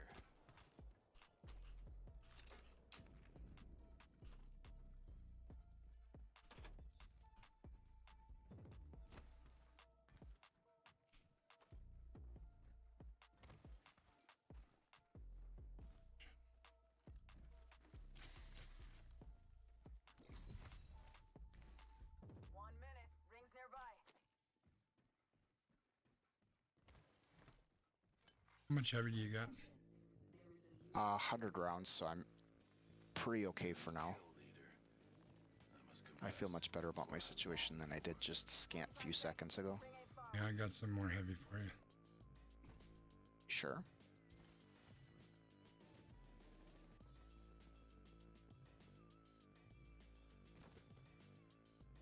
Only 30 seconds remain. There you go.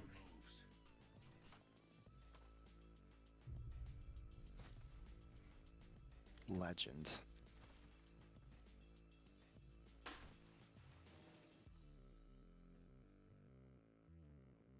Closed door over there.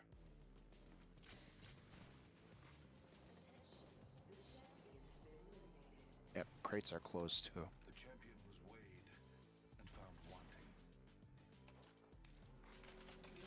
We got people dropping. Another variable for the lab rats. We find ourselves in gas trap deployed. Those care packages likely shift the delta in our favor. Trap set and waiting.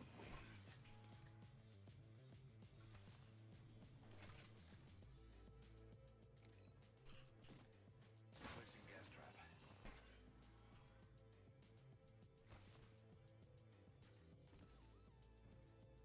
There's another team here, by the way.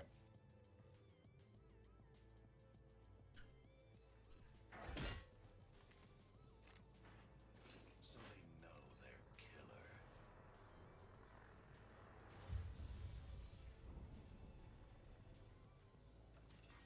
Round 4. Beginning ring countdown. Just leaving me mark.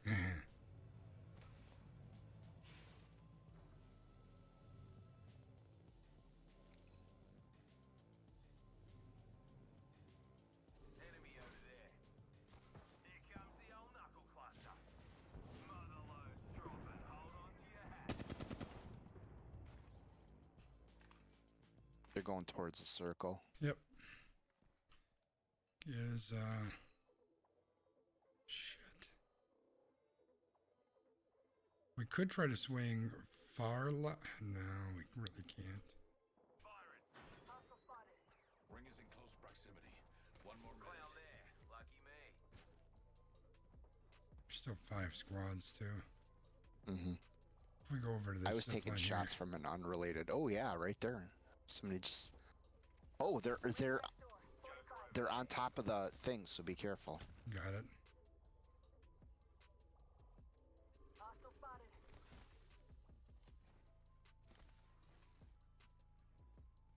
Excuse me. Subject spotted. Ring ain't far. Half of one.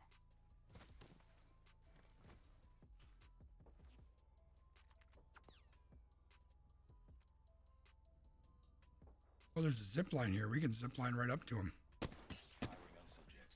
Reload. if we want to be really crazy. 10 seconds and the ring's close.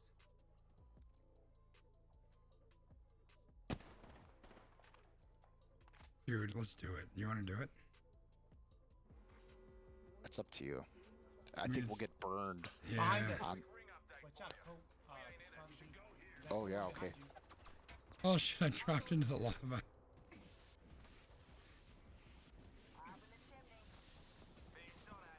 Recharging shields.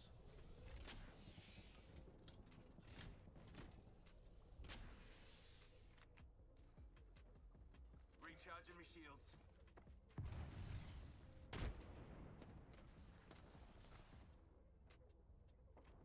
Trap set. Deploying variable.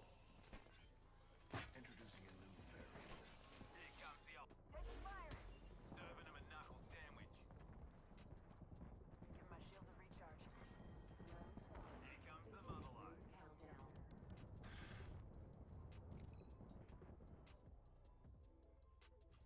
We have to push right to the center.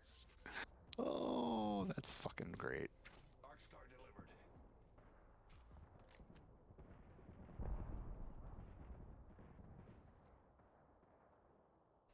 You want to get over to that building? There's a team over there. Well, there's a team near there because I can hear.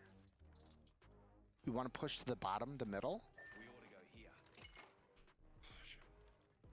go here. Yeah. Why don't we can do that?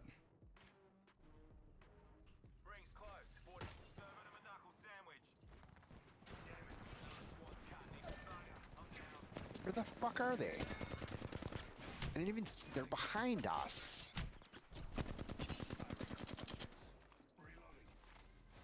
I got absolutely wiped. Administering a feed.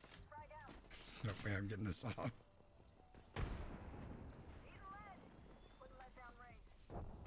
Or he's pushing you.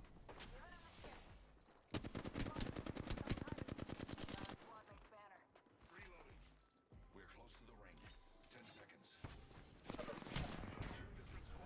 Just gas the whole room and then barricade the door. Damn it, dude! Why did you do that? Fucking idiot. I mean, it's not very smart. Yeah, he was not. All right. Well, that's it for me. Yeah, me too. Have a good night, Dubs. It's night time. Oh, Wait. you have to play it. It's night time. All right, night, Skanzi. Have a Night good night, stream. bud. Oh, thanks for hanging out, everybody. I appreciate it. Had a good night, good podcast. You know, I think I only got angry once in the first game, and then I calmed it down. So, you know, we're leading with love. That's what we're doing. We're leading with love. Thanks for being here, everybody. We're going to be back tomorrow at 7 o'clock Central Time. Probably play some more Apex, although we're going to play Raft soon. We are absolutely going to do that. We'll find a time to do that. But until then, please have yourself a great night. Have a great day tomorrow, and we'll see you tomorrow night. Thanks, everybody. Bye-bye.